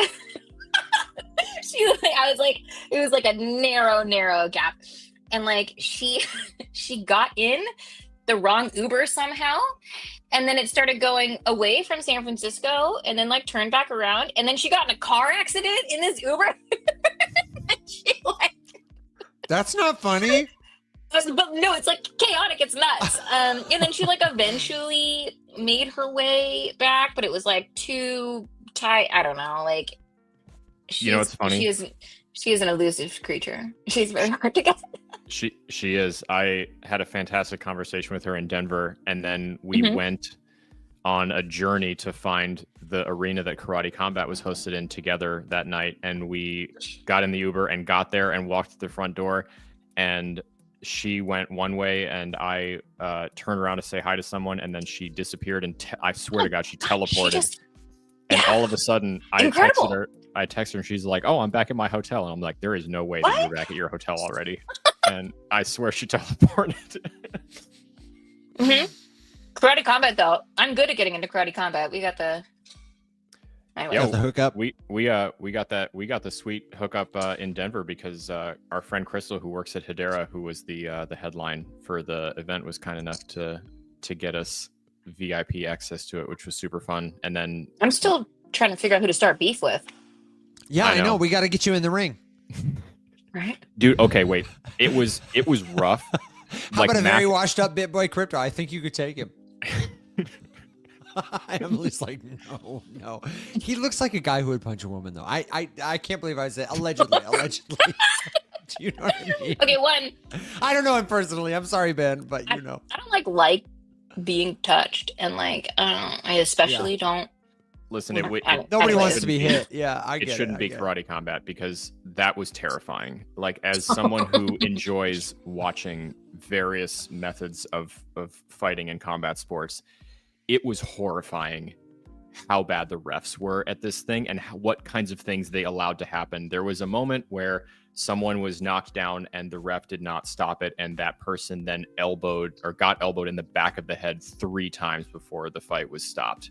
Oh. And anyone who watches MMA, boxing, anything knows you don't hit someone in the back of the head. It is one of the big no-nos, and to have it happen 3 times with 0 ramification. The dude was out for 20 minutes. They couldn't get him to move for 20 minutes after that. It was that's horrifying. Scary. Yeah, that's it's just unregulated street fights in a pit with everybody screaming about crypto in the outside. It's horrifying. It's not surprising though. That doesn't surprise me whatsoever. Nope. Someone's asking for my Twitter. It's like same. Yeah. Yep. Same. Emily loves crypto, spelled LUVS, and it's going to be on the recording, or there's a character limit for your handle. I couldn't spell it the right way. I know. I'm conversations with Evan on TikTok, and everywhere else I have to be like Evan man, and I hate it because TikTok's where I pretty much live. And Twitter, I'm Alex Faceless Ulbs, because I couldn't fit the A. I had to figure out which letter I was going to sacrifice. Anyway. Okay. Just like pick random letters. It's time for final thoughts, questions, suggestions, good jokes, words of wisdom. You're letting your dinner get cold. You've been gracious with your time. Oh, no, I We're ate definitely it. doing a round 2. You ate it? You had like 3 bites, girl? I was No, like, it's I was just emboldened. it's I just was like like, not serious, I think. I was emboldened by you to I promised my fiance I wouldn't eat on air tonight, but I was emboldened. I was like, Emily's eating on air. I can eat on air. That's fine. It's my show, damn it. People get really weird about that. I'm like, is this gross to watch No. me be Nope. a human? I don't know. Nope. It's not like I took down a deer and like ripped its whatever. When we're not doing Um, like the big shows, I mostly have like I'm working in the yard. I'll have my shirt off at any given time because that's how I live. A lot of the time, I live in Memphis. It's hot here. I'll have food in my mouth, or I'll be actively cooking. I'm walking dogs. You know, life happens. But you got Next time I come back, I'll just be like floating in my pool. Why not? Fuck Perfect. it. We could do it. It's after dark. That's the vibe. Yeah. So Emily, give us a parting thought. Any last minute asks for the audience or impressions you want to leave us with as you ride your dog and pony into the sunset? Sure. You know, let's see. Don't be fooled by fast moving liquidity. It was pre-programmed. There is an outcome, and it's unlikely that you win unless you are very good at uncoding these things. I would also say, don't lose your seed phrase. Have a couple of copies of those, like a few, right? Like your house, your mom's house, buried in a backyard. So I don't know. Someone recently told a horror story from like the LA fires where they had theirs in like a safety deposit box at the bank, and like the bank was shut down, but they didn't burn down, but they couldn't get to it. I'm like, oh, that's weird. Oh. Yeah, I don't know. Try to get out of the. I mean, not super relevant for here, but like get out of the crypto sphere. You're not learning stuff. Grifters look the same everywhere. If they are charging you money to learn a skill, they probably don't actually have a skill. They're just good at charging you money. We call that what's that guy's name? Robert Kiyosaki lesson. Rich Dad Poor Dad. Yeah, big grifter. Let's see. I don't know. If you're thinking of starting a company, don't. that's some good advice. Yeah, all kinds of fun things. I don't know. I've got like a very. You could do a calendar. Mm-hmm. Could I? Yeah, words of wisdom. I have like a very stressful legal meeting tomorrow, and I have to like pay my lawyer to be there. Oh God. I'm sorry. I know, right? Like, you know, I had like the weirdest experience recently, and I will describe it as weird, even though I should be zero shocked. There was like this whole thing about like IP for the longest time with like NFTs and like whatever. But apparently like inventions don't count. Inventions? No. Pictures? Yes. Music? Yes. Even though like music IP is like a very convoluted process. Actual inventions, in-depth intellectual property, we hate you. That is a trend I have found out. Yeah, I don't know. Maybe I'll just come back. I'll just invite Come myself back, back. and you can give us more final thoughts. Yeah, Alex, do yeah. you have a final thought, a question, suggestion, good joke, word of wisdom? My phone, don't be alarmed, died, so our TikTok stream is over. I can't plug it in and charge it while we stream, so it can hook up to the soundboard. So Right. I gave no. them a real cliffhanger of an ending over there, but they'll Incredible. catch up to the recording. So welcome back to our friends from TikTok. We hope wherever you are, whenever you listen, your candles are green. Alex, give us a final thought. No, it's all good. I was just going to say that, Emily, I again appreciate the time. I have a lot of notes. We'll break some of these concepts down a little bit slower tomorrow, and I'm excited to get you back to get more existential because we don't get to do it enough, and it's a lot of fun. Yeah. Yeah, are you Yeah. going to Consensus by any chance in Toronto? That's where we're headed next. No. No, I don't know. Our like strategy is kind of shifted and what we're trying to do. And like I just haven't found enough value for myself in those. So it's I yeah. understand. I don't know. I mean, I it's like fun to like show my face and like meet with people, but like unless I'm like speaking or like supposed to be somewhere or like have a bunch of meetings, and like I kind of stop trying to schedule meetings because it's exhausting. So, I don't know. Come to me if you want a meeting, I guess. Okay. Yeah. Amen. So no, not this time. I don't know. Maybe I'll go back to something soon. Whatever. No fret. No sweat. Yeah. Yeah. And my final thought will be to say thank you to all of you for being the very best part of what we do. It was a really great conversation, and we will continue the conversation tomorrow on the Rise Up Morning Show, 7 a.m. Central Standard Time, or wherever you are, whenever you listen, if you're listening on demand, on YouTube, on podcast. Big thank you again to Emily. It was really fun. Thanks for having me. It was really fun. I'll see you next Bye. time, and we will see you next time, everybody. Until then, stay safe, be well, my friends.